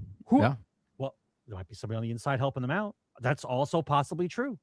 But a Reddit post here claims that the group got access after phishing a Rockstar indie employee, but there's actually currently no independent confirmation of that story. There's also another reason to be careful. Some users have questioned whether or not parts of the material are genuine. Newly argue that the files being passed around could have originated from a GTA 6 huge 2022 breach instead. Sure. GTA 6 has also been leaked for years. The latest episode joins. We already know that stuff, right? So I think what's bad here, obviously, they're criminals leaking stuff, which is not good for the company. If you're a person that wants more information, you're getting more information. What I think is weird is some of the people on Twitter, Sarge, are upset. Now, hear me out here, okay? They're upset because if this is the footage that Netflix is showing, they're upset that they've already leaked it before Netflix. And my brain hurts now because so you're upset that you had to pay for Netflix to go watch the thing behind a paywall. Instead, if they just released the Netflix thing ahead of time for you, the gamer, to see the footage while not paying through a paywall, you're upset about this. I'm confused by this, meaning that person really loves Netflix. They're like, oh man, I love Netflix. They come to my birthday parties and they're like best friends with me. They're there when I'm crying. They hug me and like they think they're like best friends with Netflix or something. Because if the leakers are just leaking stuff, that's the same stuff that's going to be on Netflix, then you don't need to watch Netflix, right? It's just weird to me that people are like, oh, how dare you ruin it for Netflix? It's like, oh, okay, like you're defending the corporation. It doesn't make sense. You can hate whoever you want. Like a lot of people are talking about now how this is going to hurt the Stop Killing Games agenda because of stuff like this. And I don't think half the people cared about Stop Killing Games anyway. And if you cared about this as opposed to Stop Killing Games, then you're not on the right page, right? Stop Killing Games is about complete ownership of what the word buy means and what is it you own when you purchase something and what our digital rights are, as opposed to a leak, which has been a leak as any other leak could be in the past. This could be the worst leak that we've ever seen, sure, but it's a leak nonetheless. It's not like this has not happened before. And once again, if it's true, 100% true, and they're going to leak stuff out that's going to ruin the game for you, you wouldn't click on it. Yeah, but I don't think it. Do you think this hurts their sales? I don't think it touches anything of the sales. I don't believe so. Yeah, I don't think this does anything for Grand Theft Auto or 2K where everyone's like, oh, leaked footage, I don't want to play the game. No, the people that want to play the game are a shit ton of people that want to play the game, 20, 25, 30 million people. They're going to buy the game regardless if the whole fucking thing leaks or not because they want to buy. We were just talking about this. They want to buy the game. They want to buy the game. They've been waiting 13 years for this game. They want to buy the game. Yeah. I don't think this hurts them at all. Now, do I think it hurts Take two, do I think it hurts ZeniMax as far as pushing the digital stuff and having people push back? Again, the sales for Grand Theft Auto are not going to be affected by this in any way, shape, or form. What do you think is supposed to, like, people talk about, like, the stock price dropped for Take Two? Well, yeah, it's dropped. We have a yeah, nobody cares. Points, nobody cares. Anytime it moves that way, that's all the speculators moving their money back and forth, right? What matters for this, what matters for the value of a stock is sales. How much money the company makes. Right. So do you believe that the sales of this game are going to negatively affect the quarter at the end of the quarter? Because the quarter ends, I think, in October. No. So I think this does absolutely nothing. Yeah. But watch how this works, though. November is in the fourth quarter. The third quarter numbers would have come out already. The fourth, that's part of the fourth quarter numbers. November is part of the fourth quarter, right? Yeah. So November, you're not going to see you're not going to see those numbers until February anyway. The sales of product in a company dictate stock price. If the price does this for no reason, because those are speculators, that's not the true value of the company. The true value of the company is total assets, revenue in, minus infrastructure, price per share. That's what it is. You can do it yourself. It takes about an hour or two to figure out what the price point should be. Like, if you spend a lot of time and looked at stocks like I've been doing, you would sit down and look at Take Two stock and be like, well, I've done the math, and really the stock price should be, I don't know, let's just say 250, and it's at 233, right? Oh my God, right? Right. The sales are the sales. That's what the company is the value of its total worth, right? Don't worry about the stock price. It goes up and down. Speculators make this price move all the time. I don't think, I'll be honest with you, I think this is just complete publicity for Grand Theft Auto 6. Do you? I 100% do, because this does nothing for the sales of this game. It absolutely has. It just gets more people excited. It just gets more people excited. More people looking at it. There's nothing that was going to affect the sales of this game. I mean, I agree that I don't think the sales are affected by this in any way, shape, or form. But I don't know if I agree. I know I don't agree. I don't agree that these people are part of a bigger scheme. I obviously they're taking stuff down. You can roll with the punch. I'm not saying it's specifically designed for publicity, but they're rolling with the punch. Well, it's of what it is. In this situation, there's no bad publicity here for them. That's correct. The worst part is, oh no, you got to see the footage that they didn't show you. They didn't show you. No, they're going to show me in a week. Right, they're going to show you in next week and on the 27th. At 9 p.m. Right, like it or whatever 6 or 3 p.m. I don't think this does anything for effects wise there. Now, as far as the stock prices and stuff like that you're saying, sure, but for the most part. Now, let's move over a little bit to, the whole thing about them. They want them to apologize. Look, I like the movie V for Vendetta, right? I like people sticking it to the man and being like, yeah, we're getting the big guys down. Cool. You're going to jail. If you're ever caught, you're going to jail because you stole shit from the company that you weren't supposed to do and you leaked it on the internet. So if they ever get caught, they got to do the time, right? It is what it is. What I don't like is them doing the cryptocurrency thing. And I get it. It's if you want to help us out because of what we're doing and you believe in us, you could throw some money. But that to me is that you stole something and then you're trying to capitalize money off of the thing that you stole, which is just scumbaggery to me. Okay. If you want to be Robin Hood, steal from the rich and give to the poor by asking for nothing back, right? And you want to leak these things just because you want to stick it to the man, cool, man. Do your thing. But when you come out and do the cryptocurrency stuff and you're trying to make a buck off of it, I'm like, that's kind of shitty. Everybody's trying to make a buck, bro. Of course. Everybody. The only reason why they're using meme coin is because it's not traceable. That's the only reason why they're using it. Sure. Right? I'm just saying from a perspective of people going, oh man, this is crazy that they're going up against the corporation. And then they're like, oh, but can you give me $10? Yeah. Well, in order to fund whatever it is they're trying to do, if they're being serious about it, you need money. You need money for equipment. You need money to do the things that they're going to do. I understand. However, I think there's too many people involved in this as far as the hackers go.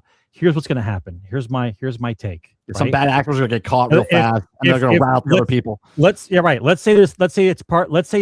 the hackers that are doing this are a few people from that 30 people that got fired from back maybe 6 months ago. Yeah. Allegedly. Right? Allegedly. right? So if, let's say, a handful of people from the 30 are the ones causing all the problems, and the rest of the 30 know about it because they know that they were also fired, but they're not, right. but they're not part of it. Somebody knows so much information. So once the investigation starts, you're going to go through the list of 30, and you're going to find out that somebody in there is not telling the right story. And you're going to find out through the guys inadvertently that they know who the guys are because they're part of the same crew anyway. They're just not involved, right? So I'm pretty sure it's going to be multiple people. I'm pretty sure they're probably going to get caught eventually, because not because I find out who they were through the internet. Bargain for you rat this person out. Someone will rat them out. That's exactly how it's going to go down, right? Because there's too many. Because there's too many people, right? You have too many people that are in that group that are possible suspects. This is a movie, by the way. Somebody's going to rat out somebody. This is a movie in the making right here. This is a movie of people internally stole stuff from Rockstar, broke out, spread this out wide, and then they make a movie of this. This is what's going to happen. I mean, I don't 100% agree with the way by which they do it, but you don't understand the mind of somebody who's worked for a company or development. You don't understand what their mindset is. Like, I'm not trying to give benefit of the doubt, but like, you could be blind anger. Anytime somebody gets blind anger, and if you have the ability to inflict damage on the company that wronged you after years of working for them, I understand completely. Right. This is a mission from GTA 6. It 100% could be, Chopper. It 100% could be. And if it's not on day one, it'll be a DLC. They'll add it into this DLC. Yeah. They will roll with the punch, and they will add it later into the game. 100%. Right. Turn into the skid would actually be pretty funny if they did it. Nobody has been talking about anything else. The moon could be moving 1,000 miles closer to Earth. And nobody would be talking about it because GTA has taken over the entire media sphere. Yeah, it's and GTA effect. But this is why I say I don't know if they're really concerned as much as you think they are. I look, one, I think 100% Take-Two should do everything they can to find the people. I do, because if they have to set an example for future. Right, because if they already got the guy that leaked it back in 2022, right? Didn't he do some jail time? I could have sworn he did some jail time, or he's still doing jail time. There's a few people who got to do right? This. Sure. So they have to stop this, because if they set a tone of letting people do this, then more people are going to do this, right? So Take-Two has to, and they have the money. It's not like they don't have the money to go after these people and whatnot. Oh no, we know they have the money. Yeah. But the point being is, what type of damage are we talking about really? He got out into the mental asylum. There you go. Right. What kind of damage really? Right. We've already discussed it. What are you going to possibly ruin? They have to prove. Everybody is trying to find out what the fuck is inside this game. We haven't been shown one footage of anything. Could you imagine, though? So you see what the problem actually is, right? So let's say, for instance, they had showed some shit like that you're supposed to prior to 3 months before releasing a game, and you show us some screenshots, you show us some gameplay, like you were going to show it anyway, but you guys are playing this cards to the chest thing. We're waiting and we're waiting and we're waiting, and you think that's this special edition of Netflix talking about GTA is going to answer all your questions? I don't believe so. If they have something, let's say there's a scene, something like that from like Dragon Age Veilguard inside of Grand Theft Auto, and they leak something like that, that could do damage for sales. But then Rockstar and Take-Two have to show, they go, well, our projected sales were 12 million, let's say. There's the projected, let's just say. But they sold 20 million after the leaks came out. What's the damage? There is no damage, right? So what's the damage? Because if they projected to 12 and they get 20, then this did no damage whatsoever. They would have to try to find some kind of far away type of charge, like corporate espionage, that kind of stuff. Something. They would have to figure out something else. But it's not causing... Right. If the footage I release doesn't cause any monetary harm to your product, it could actually help. Right. What's the charge? The charge, because people are starving to see actual gameplay. Now people are seeing actual gameplay. So now they're like, oh man, I can't wait for the official gameplay that we get to see from Netflix. Right. So it's just, to me, I think it's just hyping it up more. It's all part of the media. That's what I keep saying. Right. You have to pretend like you have a big dog in the yard and let it go after the intruder. But really you just want puppy dog. Yeah. But really you want people to just come in the yard and look, like, because you want people to be talking about it. Right. We understand how the game is.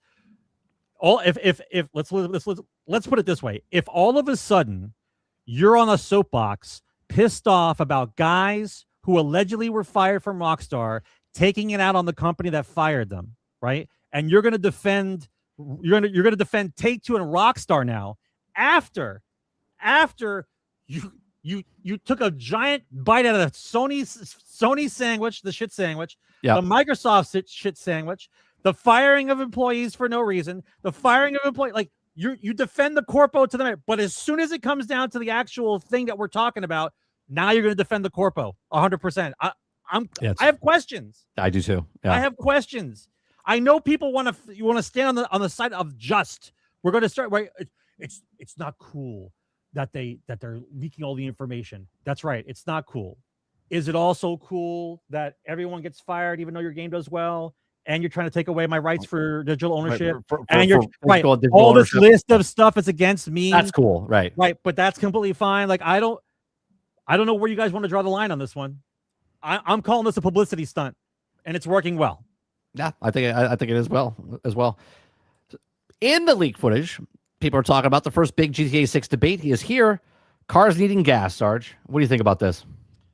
I know this sounds ridiculous. I think you might want to talk first, because if I start talking about this, I'll go down a rabbit hole. So, look, this to me, if it's a choice and you want to, online, first of all, if it's online, it's like this, like you're playing online, there's gas and stuff, and you have to spend money on gas, it's fucking bullshit.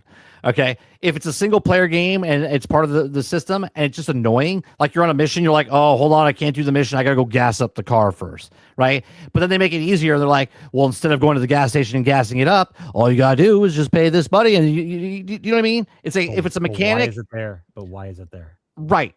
It's like Todd Howard talking about Starfield, where he's talking about space time travel and all this stuff, and he's like, it needs to be realistic, and he's like, where's the gas? There's no gas, no fuel to put in into the actual spaceship, right? Same thing with here. It's like, do you need gas in here? Like, I play American Truck Simulator, all right, and I play Snow Runners, and in there, it's part of the game. I'm a truck driver driving across the country. I need to stop for my gas stops and stuff like that. It's part of the game mechanic. But if I'm just riding around the city inside of Grand Theft Auto, how long does it take to go down? Does each car have its own gas mileage and it goes down faster if you soup it up? So now you spend tons of money and then your gas meter goes down faster. You know what I mean? Like, do you need to make something so realistic in the game? Does it bring more to the game, or does it hurt the game more? That's my question. I think it hurts the game more than it does, because one more thing. In Fortnite, they have gas, right, in the cars that you get, and you have to stop at a gas station, fill up. It feels a little different because it's a battle royale. So you're like risking you're filling up your car to travel and making noise and all that stuff. In this, you're just living in a city, and online when it happens, if you have to pay gas, that's obviously because they want you to spend more time in the game for the time sink, so you can fill up your gas. But in a single player, I don't know if you need it. I think it's more of a hassle. They've been toying with this now for the entire generation of Grand Theft Auto 5. The fine line between realism that makes it kind of cool and the fun, what the fun factor actually is. I don't think you need to add mechanics to a game to make it more tedious in order to try to instill more realism to the game. I want to be enjoying the game as I'm playing it. I don't want to be belittled and burdened by all this nonsense that has no effect on the game, right? I have to get gas now, just like I have to go buy bullets. But instead of buying bullets, I could put a lockbox in my car, so I don't have to buy bullets. Yeah. So you're putting a mechanic in there that doesn't need to be there, and I could just go get the gun anyway or get the bullets anyway. Like, why are those mechanics there? It's just tedious for the sake of being tedious. Like, I'm hoping that gas isn't there, bro. If you want it to be a thing that you want to live in a criminal world so badly that you want it to be as real as possible, right? Then put a difficulty switch on there for yourself. But as far as the fun factor is concerned, I would much rather there be some kind of thing somewhere on the map that I drive through that's a cop bribe, like it was in the original GTA games. Yeah. GTA 5 didn't have that. All you had was run away from the cops and quick get to a paint spray. There was no bribes. Now, of course, on a 1 or a 2 star, you can call Lester and get him to get rid of the cops for you, type of thing. Understandable. But at the same time, kind of cool to call in a favor, because that's kind of based in reality, right? But gas seems tedious. And by the way, how fast is the gas going to run out, right? Or the sports cars going to burn gas? That's what I'm saying. That's what I was saying earlier. Yeah. And your little rice burner. Like, I don't I don't want to be burdened by that. I'm trying to enjoy myself as a crack dealer in a fictitious world. I don't have to worry about filling up my car. And here's the best part. If I'm married in the fucking game, does my fake wife even fill up the goddamn tank? Just like in reality, she doesn't. Like, that's the question I want answered. Well, here's the thing, right? If I jack a car now in Grand Theft Auto, I just take a random car, I run up to it, steal it, their gas is low. And I'm like, no, I got to pay for gas? Hey, I can't get away with, I don't know. Look, online, if they have like the online races and you want to race around a track and you want to implement the gas part of the racing and stuff like that, cool. But fundamentally putting it in the actual thing, I don't know, man. I don't know what people are saying here. I didn't read the article. Let's see, August 18th, person going by, okay. Yeah, see, there's a gas. Look, there's a gas and a engine meter, like damage, it looks like. Okay. And there's also a mileage counter. Look at that. There's a mileage counter. Okay. I mean, do you trade? What happens if I buy the car, am I leasing it? And then if I go over miles, do I have to pay because I'm over mileage? Ferris Bueller, you put the brick underneath and you roll it backwards to try to get the speedometer back to or better yet, I can go to a specific mechanic that I have to pay $500 and he turns back the odometer in order for me to sell the car. To get more money when I turn the car back in. Like, but do you understand how tedious that sounds? You understand though what we just said? That makes sense to do it. Like, if you're going to put it in there, have a reason to put it in there. If you could sell cars and do all these things, cool. They're tedious. You don't have to do it. But if the game mechanics in the game, you have to make it have some purpose. Yeah, but when you hear about these mechanics, I'm not saying this is true, but if you hear about them, that's why these games take 8-10 years, because you guys are doing all this crazy shit because you're trying to make it real. Like, we understand you want to make it realistic, but it's still a video game at the end of the day. Is it fun? Let me ask you a question. Is it fun for you to go fill up your gas tank? Is it fun? I have a blast every single time. Let me ask you a question. Yeah, I have a blast. When I go fill up the tank, right? Do I put the nozzle in and then can I go in and rob the store while my car is being filled up and then come back out and then drive away? That would be some reason, you know. But it's still you gotta give me a reason. It still sounds tedious. No, I know if it's tedious to be tedious, then I really am hoping that that's something that they thought about and they removed. What about if you can own gas stations and then everyone that comes up, you're making money as they pump gas? You know what I'm saying? If there's a reason, but if I found out that your crew had a gas station in your payroll, I would blow it the fuck up. I would blow up the gas station. Here's what some people are saying, Sarge. Oh fuck yes! They're so excited. Exclaimed one GTA fan below Reddit post that says, "Hell yeah!" Post another user. Finally, commented one person directly referencing how many fans have long waited the mechanic to be added to the franchise. Okay, then there's other people I'm saying, calling shenanigans. I'm calling. Nobody's excited to put gas in your car. Then this person says, "Can someone explain to me the appeal of having a refuel for a digital car every half hour?" Ask one person to get the people want realism, but it's not the type of realism that seems like it would be fun. Yes. These people are us. Yes. I hope it's toggleable, post fan. He says, it's nice to have, but like hunger and hydration system in survival games, the equipment durability, I usually prefer playing without, right? Just make it a toggle, right? If you're going to put it in, you want to make it harder or easier on yourself. Some people say, I understand the appeal. Said a different user on Reddit, but being mandatory isn't something that I want to deal with, right? So there's a lot of people. I think it's more negative than pros here. Old footage. I'm pretty sure it's something they took out. Please, God, let it be something they took out of the game. If it's in there, look, SnowRunners, you need to have gas. You can shut it off. In Roadcraft, you can make it harder on yourself and put gas if you want to put gas, or you can play without gas. Look, video games are supposed to be fun. Now, if someone wants to have fun by putting gas in your tank, cool. Just making sure it's not mandatory and make it a toggle on and off to make it harder or easier for yourself. Maybe they wanted to do for RP servers. You know what I mean? Like maybe they wanted so realistic. They wanted for RP servers where people have interactions at the gas station. Yeah, you know, that kind of thing. Like that part I get. Like if you're trying to do an RP server and you're trying to make it as realistic as possible, maybe I'll give you benefit of the doubt there. But as far as a normal person wanting to play a video game, I don't give a shit about filling up my car with gas. So Eclipse says, I hope you have to get out of the car and fill it up. Now, imagine this, right? See, this is gameplay mechanics now. You're on your way to a heist. Your car's low. You got to find a gas station first now. You got to get a gas station. Then you get out of the car. You don't have cash on you.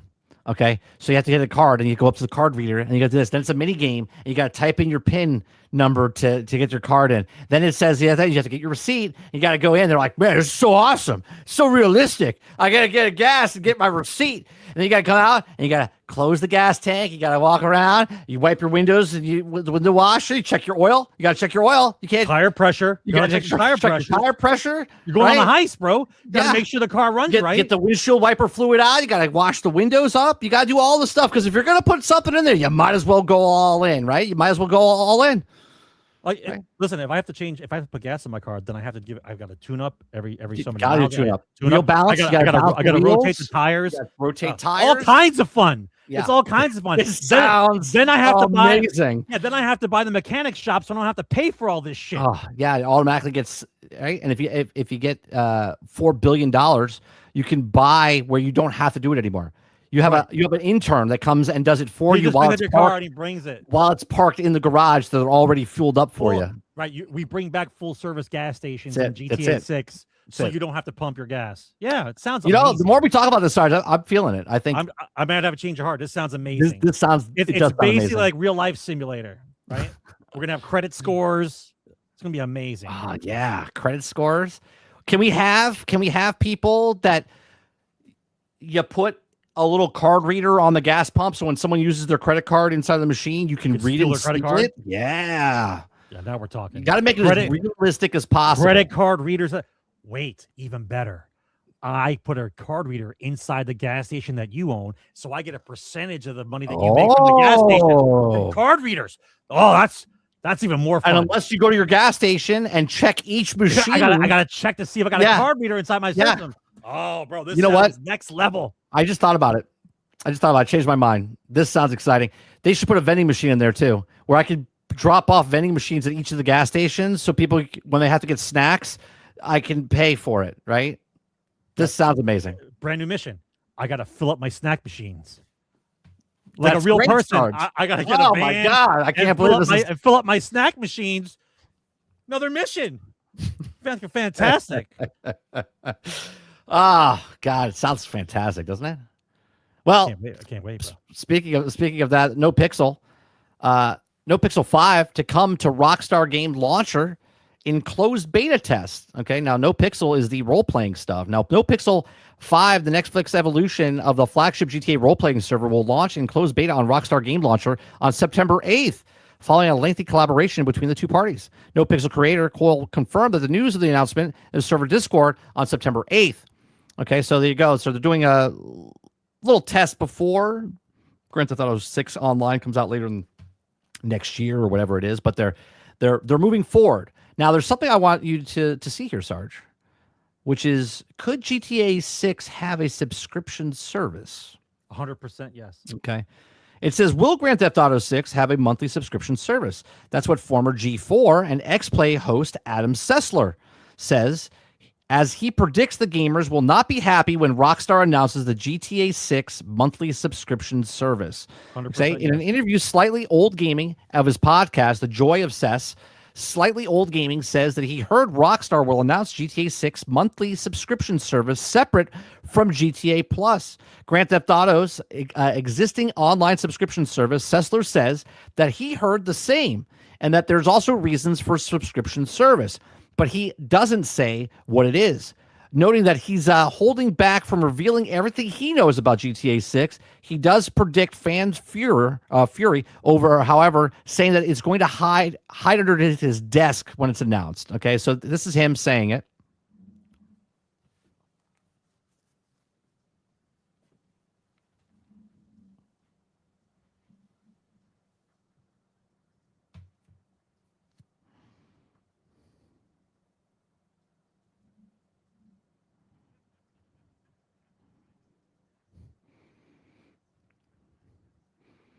So he's saying he knows something where they're going to have maybe a service. No audio. Oh, there was no audio there? No audio.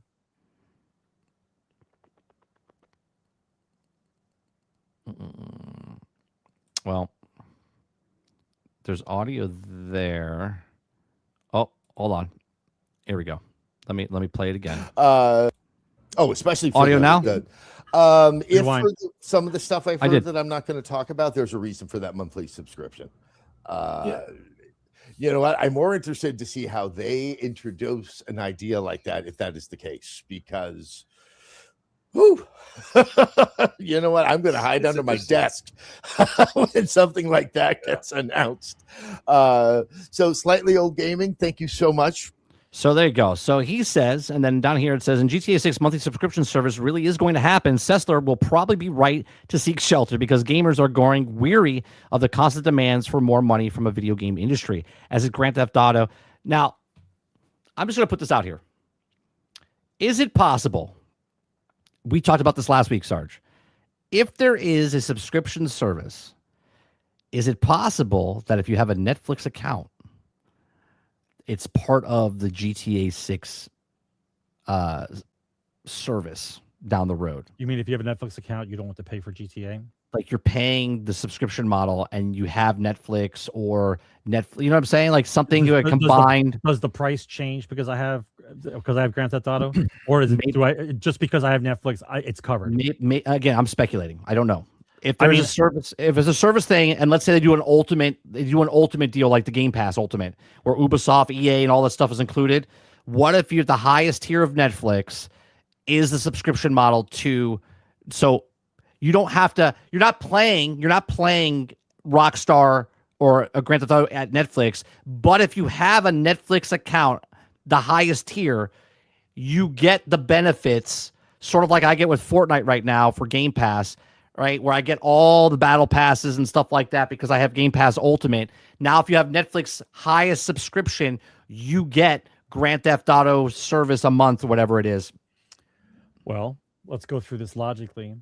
If they know who owns GTA, who buys GTA from that household, then they could also know if whether or not they have a Netflix account at that same address, right? Mm-hmm. So then you would have to see if someone who owns GTA at that address also got the highest level of Netflix. At that point, Netflix probably does a kickback, maybe a kickback every quarter. So yeah. I would say completely plausible. Completely plausible that would be something that happens because I know they're going to want a subscription. Now, whether or not they hide it behind verbiage, like Cribsy said before, so someone said about GTA Plus, that kind of thing. If they hide it underneath verbiage, but I'm pretty sure there's a subscription service to be had there. Absolutely.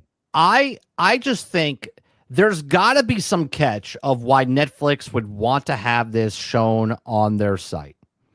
There's got to be something. And now if there is a subscription service, but it's combined with Netflix, where maybe it goes the opposite way as well. If you have the service, you get Netflix. And if you have Netflix, you get this, right? It's a I shake hands, we work together. I don't know. There's got to be something because Strauss Zelnick went on to a show last week when they got announced that Netflix was a thing, and he says that they have a multi deal with them. What does that mean? Multi deal? Does that mean multiple things being shown? Does that mean being shown and Stubby, also a service? Well, we've talked about it in the past. Stubby says the same thing. Stubby says it's probably going to be some kind of show.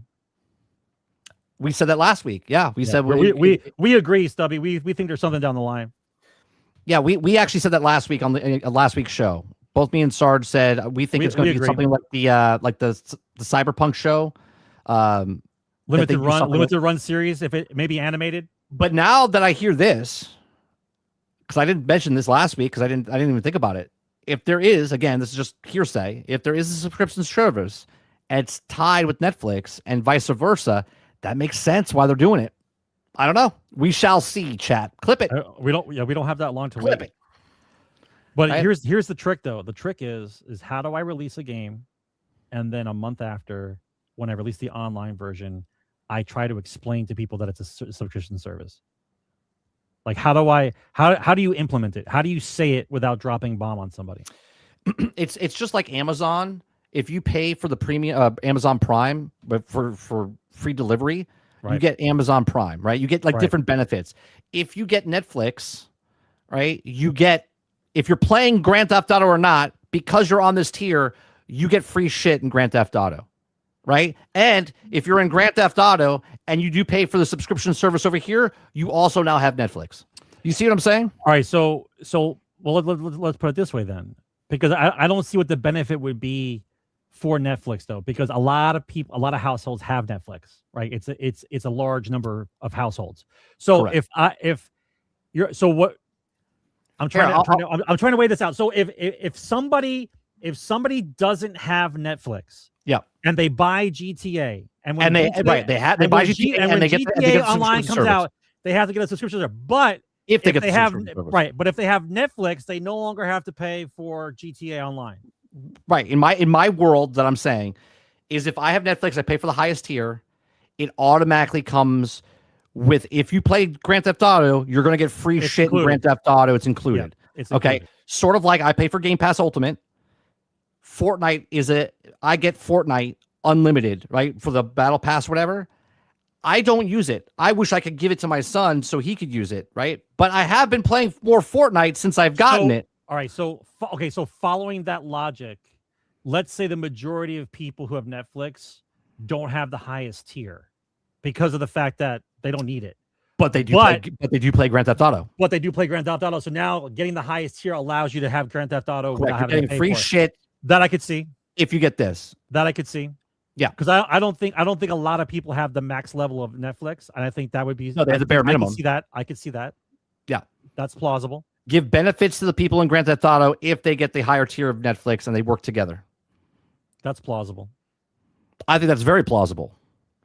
Because, like I said, I'm paying for Game Pass Ultimate, and I'm getting Fortnite stuff for free. Right? It's just there. Now I don't play Fortnite a lot, but I have Fortnite. And every month they give me 1,000 V-Bucks or whatever it is, and I can use that and give that to my son. I can give him stuff because they're giving me free V-Bucks. Why not have shark cards every month that Netflix gives you to using Grand Theft Auto for having the highest tier? What would be the difference? They could do whatever. They give you a discount. Whatever. Buy the shark cards through Netflix. I don't know. I'm just throwing shit. It's very plausible. But it's not throwing shit, because what would be the benefit? You have to find the connection, and that would be a good connection. Right, to get people who have Netflix subscriptions to get to the higher tier, because you don't want to pay for online for GTA. That sounds plausible. That sounds plausible, because there is an overlap of gamers and moviegoers, right? Absolutely. And people that are like, I haven't played games in a really long time, but Grand Theft Auto is getting them back into games, right?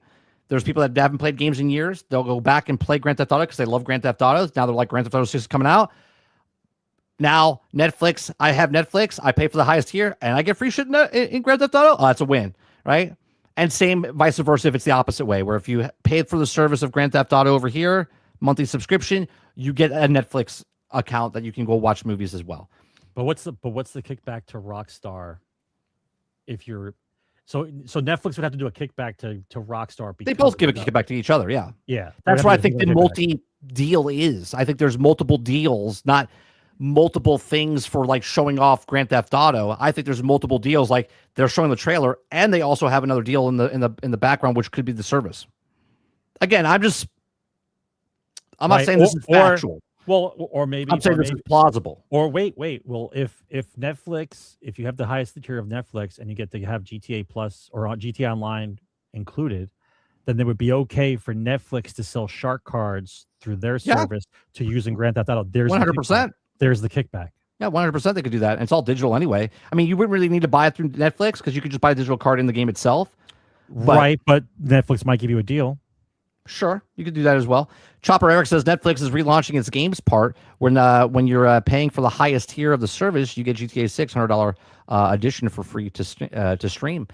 Look, we talked about streaming last week, about maybe they do cloud gaming down the road, right?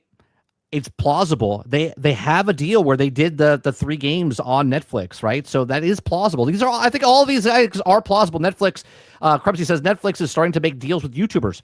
GTA 6 trailer 1 was all about viral moments. What if viral moments, what happens in GTA 6 lands on Netflix?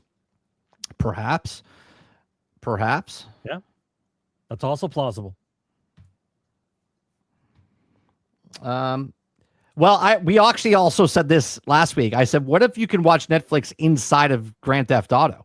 Like you go to your house and you turn on the television set inside there. But I prefer the spoof stuff. I think it's hilarious. No, I understand that. But if I can go into my house, have people come over my house, in game. Because remember, you could watch the television set like you see yourself on the couch. Yeah, and I then get watch that, it, but this is on the same level as filling up a car with gas. Like, why would I watch Netflix inside Grand Theft Auto? There are people that just hang out in the worlds. Remember Second Life. Remember people would watch full-length feature films in Second Life. No, you're right. Right? So what about if I can go buy the house, and then all of a sudden on this thing, I can type in my Netflix account within the game itself, and now virtually you're sitting in my living room, and we're watching Netflix inside of Grand Theft Auto. I'm saying it could be plausible. I know there's a lot of loopholes there because you'll be like, how do people stream it? Stuff like that. They would have to hunker down on people like on stream if they're in the house watching Netflix and they don't have a Netflix account, but they're in someone else's house watching Netflix. I get all that. I'm just putting this out there. Okay. Just put it out there. But that'd be like real life. If I don't have Netflix and I'm over your house watching Netflix, that would be okay.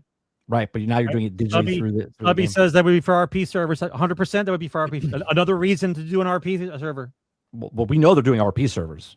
That they're going to make a shit ton of money on the RP servers. They're going to charge you to do RP serving. I guarantee you that. Yeah,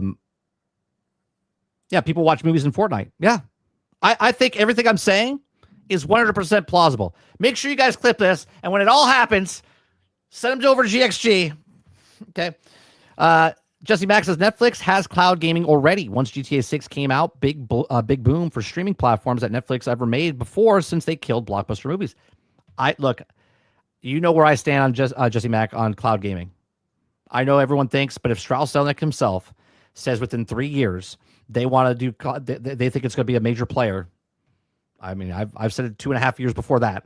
So here we are. We're moving into my 6-7 year range thing. So I think it's all plausible. All right, let's go to. You already got the Stop Killing Games. One more thing with there's a lot.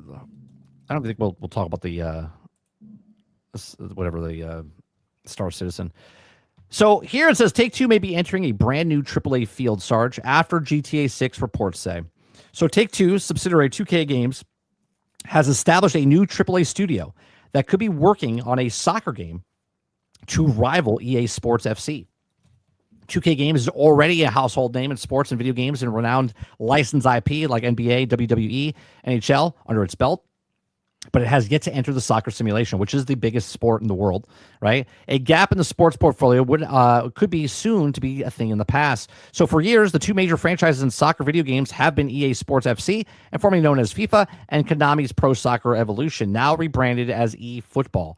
Okay. Meanwhile, both IPs have faced heavy criticism in the recent years for the lack of innovation and persistence performance issue. EA Sports FC 26, for example, has mixed user reviews. EA Football has also received similar reception despite going free to play. Now Take-Two's 2K Games might be preparing to overtake the competition like the top players are struggling. So there you go. So they might be putting their hat into the soccer arena. I think this is going to be very huge for Take-Two and Strauss-Zelnick because, again, it's the biggest sport. And now you're coming from the company that's just now putting Rockstar Grand Theft Auto 6 out. And people be like, they made Grand Theft Auto. Let's check out what other stuff they have. So I think a lot of people, even though it's not from Rockstar itself, it's from Take-Two. I think what's going to happen here, if this game comes out and gets rave reviews, right? People just love what's happening in Grand Theft Auto 6. This is going to lift all the other type of games that Take-Two is coming out with because people will be like, oh, I want to try that. Let me try that. Let me see what else Take-Two has got. It's gonna bring, what's it called? It'll just bring more people into the ecosystem of Take-Two games. What do you think about the soccer? I mean, I'm always in favor of competition, period. I don't want EA and FIFA to have everything. I know they're not using the real players anymore. They got off that, but still the same thing is I don't want any more exclusives at all when it comes to sports games. I think anybody who wants to throw their hat in the ring and make a sports game, they should.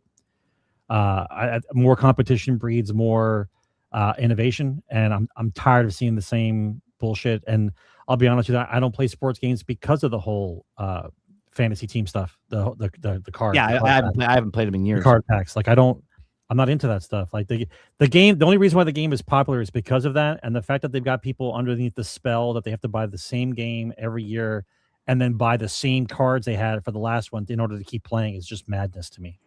Mr. G says 2K sports games were always better. I love my favorite football game was ESPN 2K. Yeah, with Chris Berman doing the halftime shows and doing the highlights and stuff. Do you still have that game? Yeah, I saw it. I think that's like one of. I don't even play sports games back then. I thought that was like one of the best best football sports games at the time.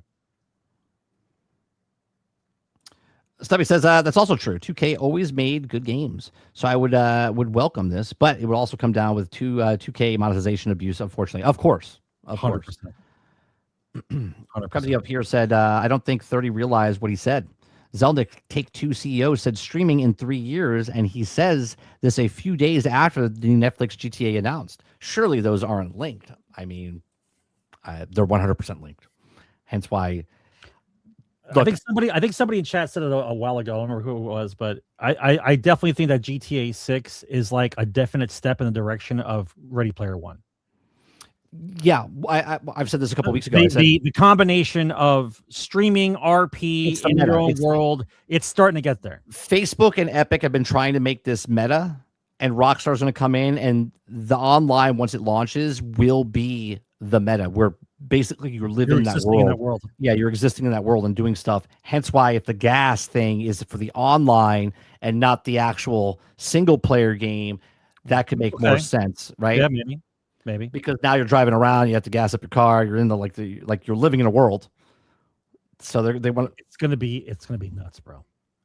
But then you have to start putting in the Sims mentality, like, what am I doing for money? Because it's supposed to be a criminal world. The whole fantasy is I want to be a criminal and not really go to jail. That's what Grand Theft Auto is. Every criminal endeavor, it's a fantasy, fantasy criminal lifestyle. That's what it is. So if you start putting the Sims inside it, then how does that work? Right. Every female in there is going to be a prostitute or some kind of stripper. You know what I mean? Like, no one's going for lawyer. Like, what are you? I want to be a doctor.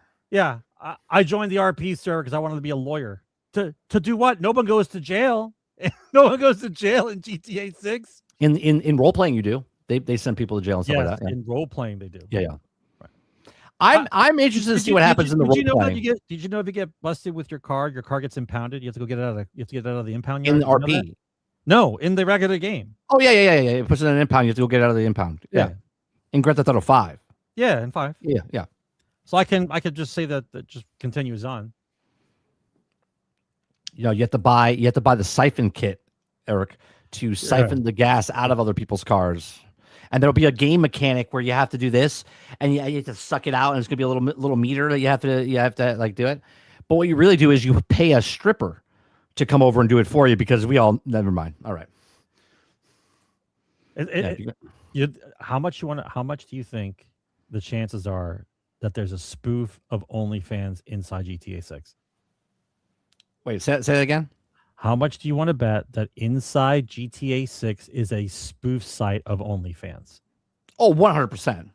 Right? Because that's the new thing. They're going to double down and triple down on content creators, influencers, OnlyFan type of stuff. They're going to they should. This is what Rockstar should do. Make fun of fucking everybody and make it fun. But we'll see. We'll see. All right, let's put up the banner for Q&A. If you guys have a question, that's the question. If you have a question, we have a couple of little stories here that we're going to talk about before we take any questions. So you guys can put it in. Sarge, if you could help me out and just mark the cues when they come in so we can put it in. We got War Dogs, Sarge. War Dogs talked about a FPS.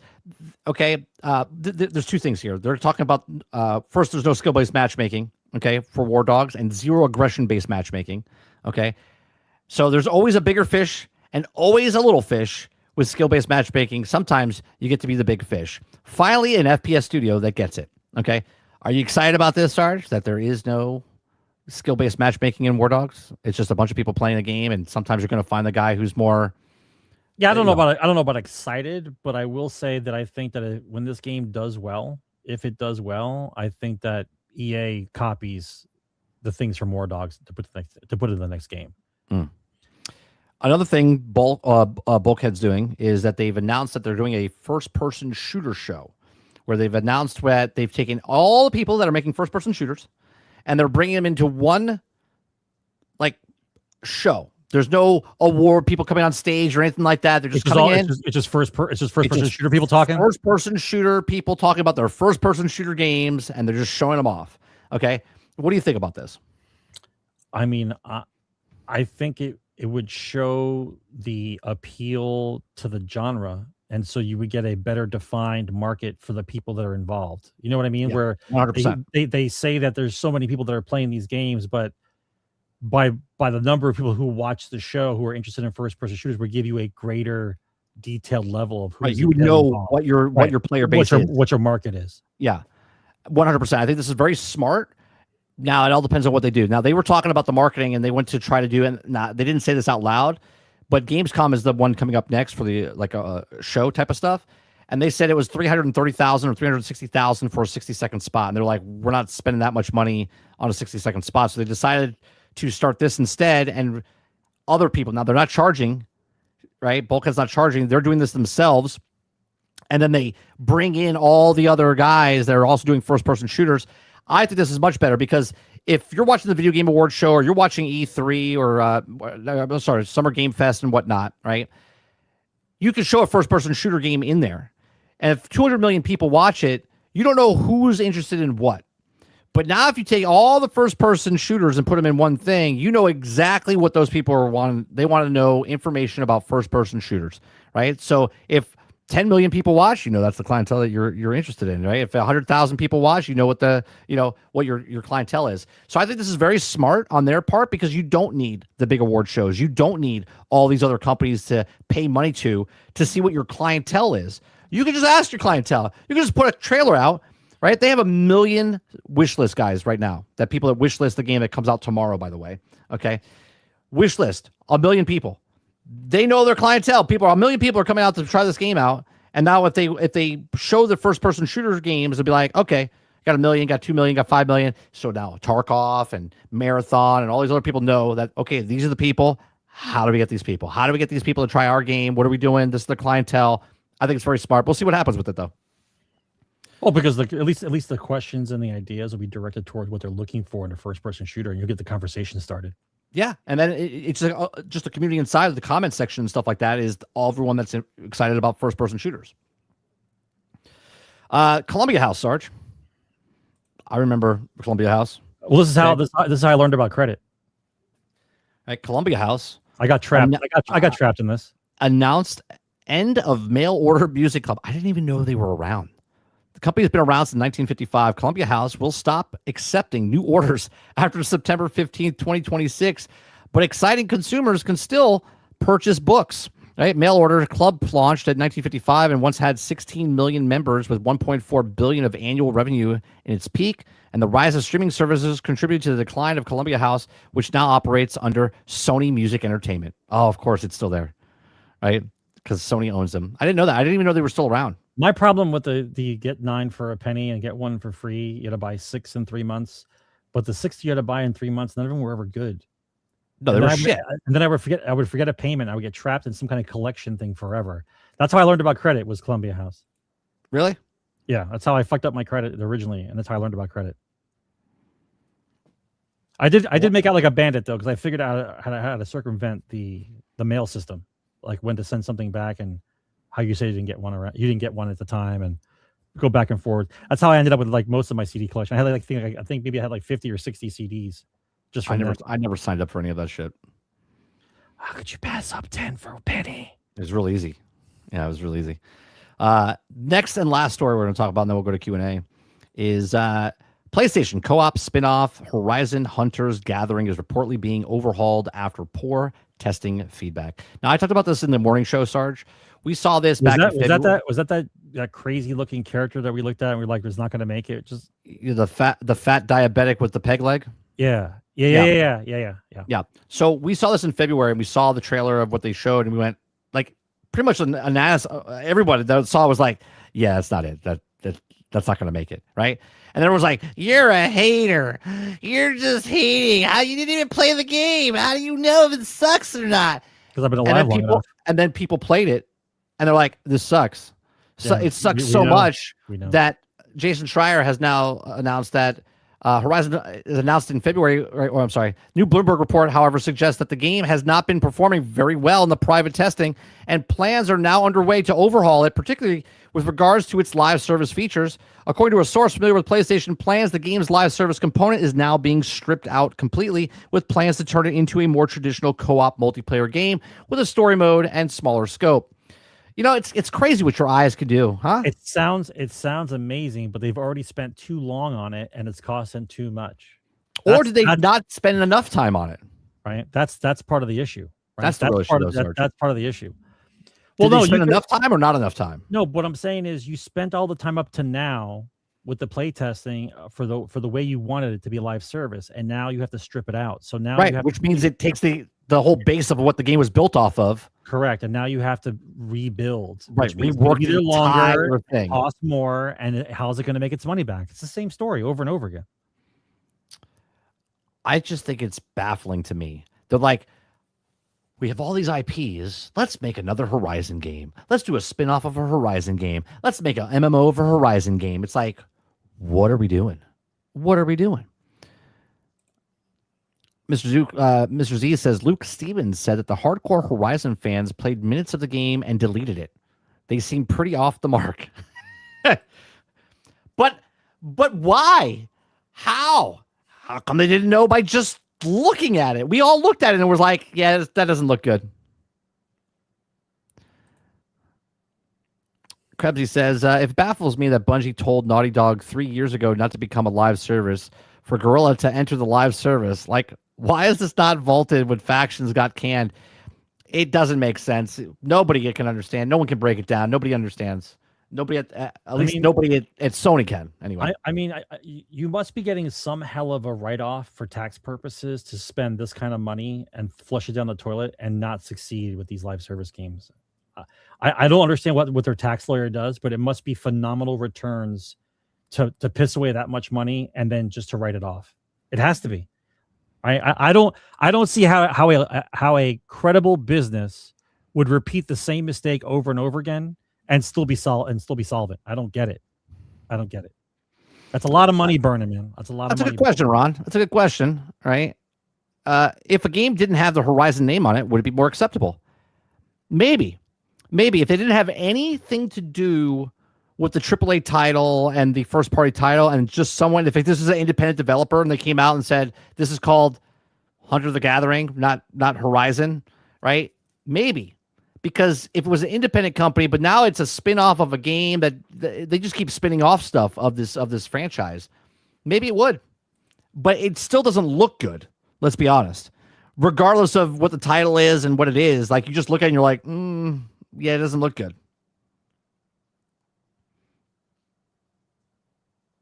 Get rid of the diabetes check. Everyone's skinny except her. That means she's eating all everyone's food. She looks so bad. All right. We've got questions. I'll keep it up for a little bit. If you guys have questions, let's get to Q&A.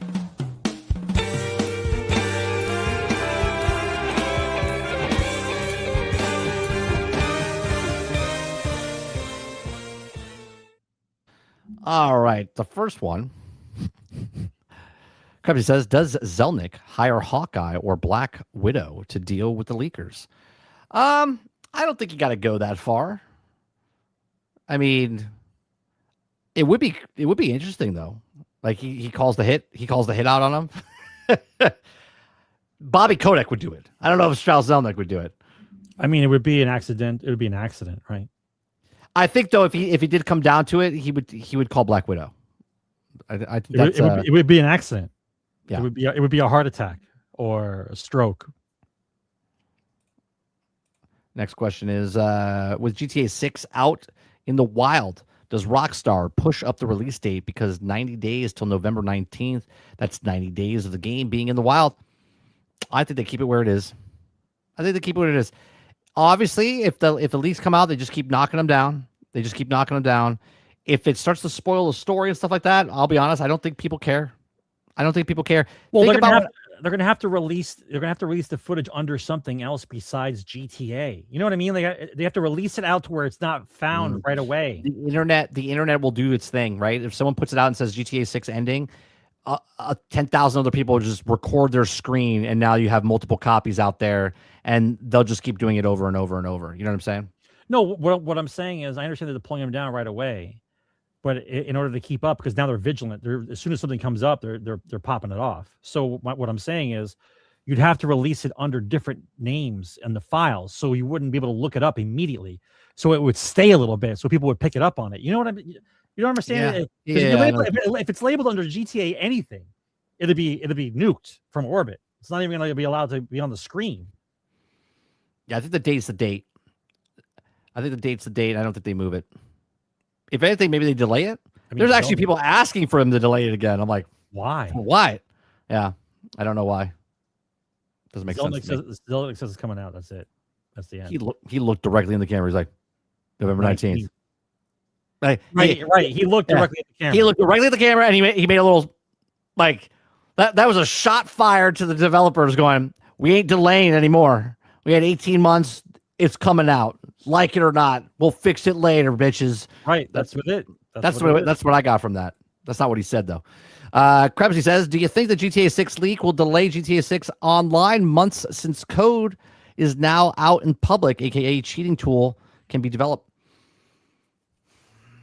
I think it's already going to be postponed from its release date. Like my guess is just the online point. No, I'm saying about a month. I'm thinking about a month or two before they release it, because just like the travesty happened the first time around when GTA 5 released, it wasn't ready. No one could play it. Yeah, but no one leaked it then. No, it's not about leaks, but it's about stability. Does it work? So if they know it's not stable, they'll delay it for the 2 months. Listen, the game's got to come out, and if however long the game they think it's going to be able to play, like if you think it's going to take a normal person, not a gamer, if you think a normal person is going to take about a couple weeks, 3 weeks to finish the game if they played under normal circumstances, then I don't think online's coming out for about a month, maybe even 2 months before online comes out. Yeah, I'm going to say January, February was when the online comes out. To give everyone a chance to finish the game. Well, even that, and they're going to get holiday break, and then they go off, and they don't want anything breaking when they're gone. Right. You're not going to release. You're not releasing online before the holiday break. To answer the question though, do I think they delay because if the code gets out? It's hard to say because obviously the story is developing as it goes. As of right now, no, I don't think they delay it. But if the code gets out and people can start hacking stuff, and we know about that outright, and they're like, yeah, the code's out, and people are, then yes, they would delay it. But as of right now, that's not the scenario, so I'm going to say no. But that obviously that could change.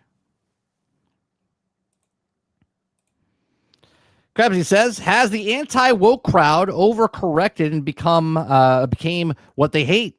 Went from everything being woke 3 to 4 years ago to everything being called woke.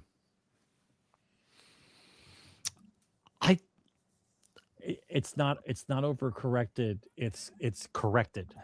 The system is correcting itself. Yeah, but I still think there's people.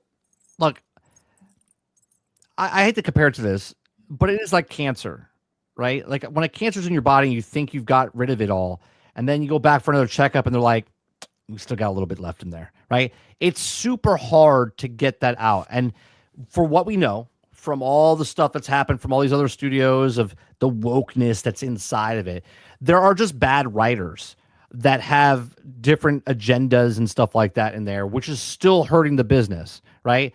I'm not going to say they're like sleeper cells or anything like that inside the system. There are people that are hired that are in a position that still haven't been released because of whatever reason, right? Maybe they're still good at what they do, but not great enough to do this. The thing they're not writers. They're activists. That's the difference. Yes. So I don't think they overcorrected. I think the correction is happening, but it's super hard to get rid of all of it. Now, are there people that talk about it that don't understand what woke is, and they think that because there's a girl in it, it is woke? It's not because there's a girl in it. No, I understand that, but there's a lot of people that don't understand what woke is. No, I get it. They see that, and they it's woke. Like, so what game were we playing last week when someone came in? Oh, I was playing Restory, the little the little mechanic game where you're fixing phones and shit. Someone comes in and goes, "What is this woke shit?" Like all you saw was me working on a phone and an Atari or something. It's like, how is this woke in any way, shape, or form? It didn't make sense. But obviously, I think there's more bad actors out there that just repeat shit than actually know what the fuck they're talking about. Well, let's put it this way: there is still woke stuff out there. For sure. Under normal circumstances, if you're a kind of person that's activist in that area, and you see that everybody's getting fired, everybody's getting removed, right? There's something wrong there. So either you're going to stay quiet, or you're going to be the next one to lose. Right. If there's smoke, there's fire, and there was fire. Right. So I think that the firings that have happened are not because let's just cut it to the chase. The firings that are happening are not because those people were woke. It's because those people didn't sell a product that made the business money, period. You happen to be woke, right, and you got fired. Right. That's the different story. You were not fired because you were woke. Yeah. You were fired because you lost the company money. What you made didn't sell. That's why you were fired. You just happened to be woke. That's the difference. So now you're going to have people that are going to say, well, I can be an activist or I can make the company money. Which one is it? Right. And if I find out that I don't make the company money, then I'm next to leave, then maybe I won't be an activist. Maybe I'll just be a developer. Right. Right. Just make a game, sell a game. So we're going to find out. Sneak stuff in there and preach. And this is why I don't shed any more tears for people who lose their job. The people I shed a tear for are the ones where your company sold a bunch of stuff and you got fired. Yeah. That tells me the system is broken, because the ones that did get fired and they did well, the CEOs got all the bonuses. That's the part that pisses me off. Yeah. Yeah. That's the part that pisses me off. Grumpy says, is Herman Holt still at PlayStation by the end of 2027? I don't think so. I think in the near future they're looking now. Yeah, in the near future we're going to hear something. Someone gets promoted. He's not getting fired. He's stepping down. Yeah, it's been a great run. I love everyone here. Yeah, he's stepping down. Yep. We'll see what happens with that. I mean, they just need a hit. Maybe he stays a little longer. But I don't think they need more than one hit. Jesse Mack says, and how long do you think Marathon is running for, since Sony is shitty, no problem layoffs, more people from other sectors? I've said that Marathon lasts a year. I stand by what I said before it even came out. I said it stays out for a year because Sony needs it out for a year, at least a year, because they got nothing in the pipeline. They need other gatherings. Was something out? Fair Games was supposed to be out. These games are gonna die on the vine. Fair Games is gonna flunk, fail out. Hunter Gathering is now postponed or whatever, and they're changing it up, and it's no longer a live service game. So they're like, we got to keep Marathon. And to be honest, I understand the business sense of it, because it probably doesn't cost as much, obviously, as what Destiny did.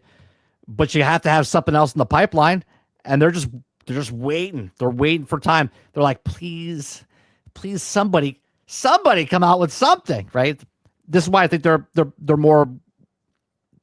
If GTA Online comes out, third party, by the way, it will save Sony's ass, because if Grand Theft Auto Online launches in February and everyone's playing Grand Theft Auto on PlayStation, and they're playing that live service game aspect of it, and it's not theirs, but they're still on the PlayStation, they're still spending money, they're still making the stuff, that they're like, whoo, all right, we could get rid of Marathon, we can still work. It gives them extra breathing room. Yeah. Yeah.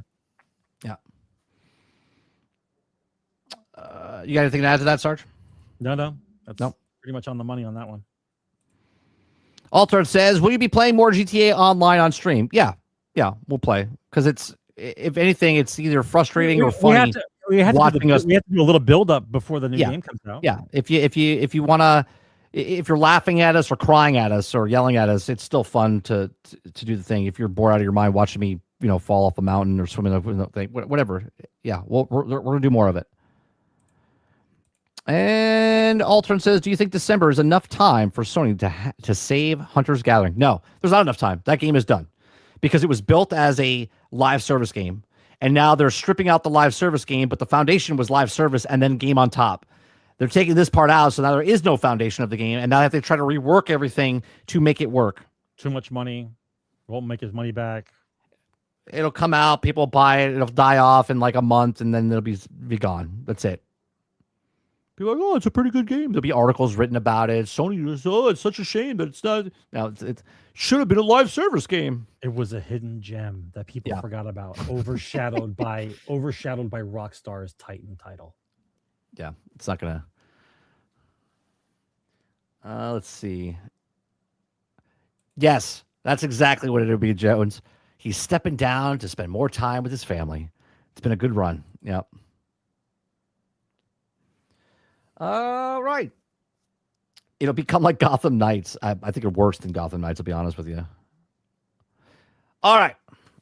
That is episode 501 in the can for Generation X Gaming, the weekly podcast that goes over a few of the top stories in the past week, and we rant along the way. If you guys like it, hit that like button, hit that subscribe button. If you'd like to go above and beyond that, become a member. If you want to help us out, you can also go download the songs that we have. You can listen to them, you can stream them, you can purchase them. Like Sony, we're digital. And then also you can get a apparel, physical stuff. You can get a mug, you can get a shirt, you can get a hat. It all helps us here. We appreciate you very much. It's not necessary, but if you like to go above and beyond, you can do that. You guys have a great rest of your day, evening, or night. I'll probably stream tomorrow from War Dogs, considering War Dogs NDA is lifted and we are allowed to stream it. So sometime tomorrow, I will go live playing War Dogs, probably in the morning, because family's coming in afterwards. So you guys have a great rest of your day, evening, or night, and I'll see you guys on the next one. Thanks for watching. Game on, guys. Retro meets the now and here. Gaming tales you need to hear. Laugh and shout and sometimes sneer. Memories from all those years. Console wars and secret tips. Tips and tricks from pixel trips. News that pours from gaming sips. Critical minds and chaos.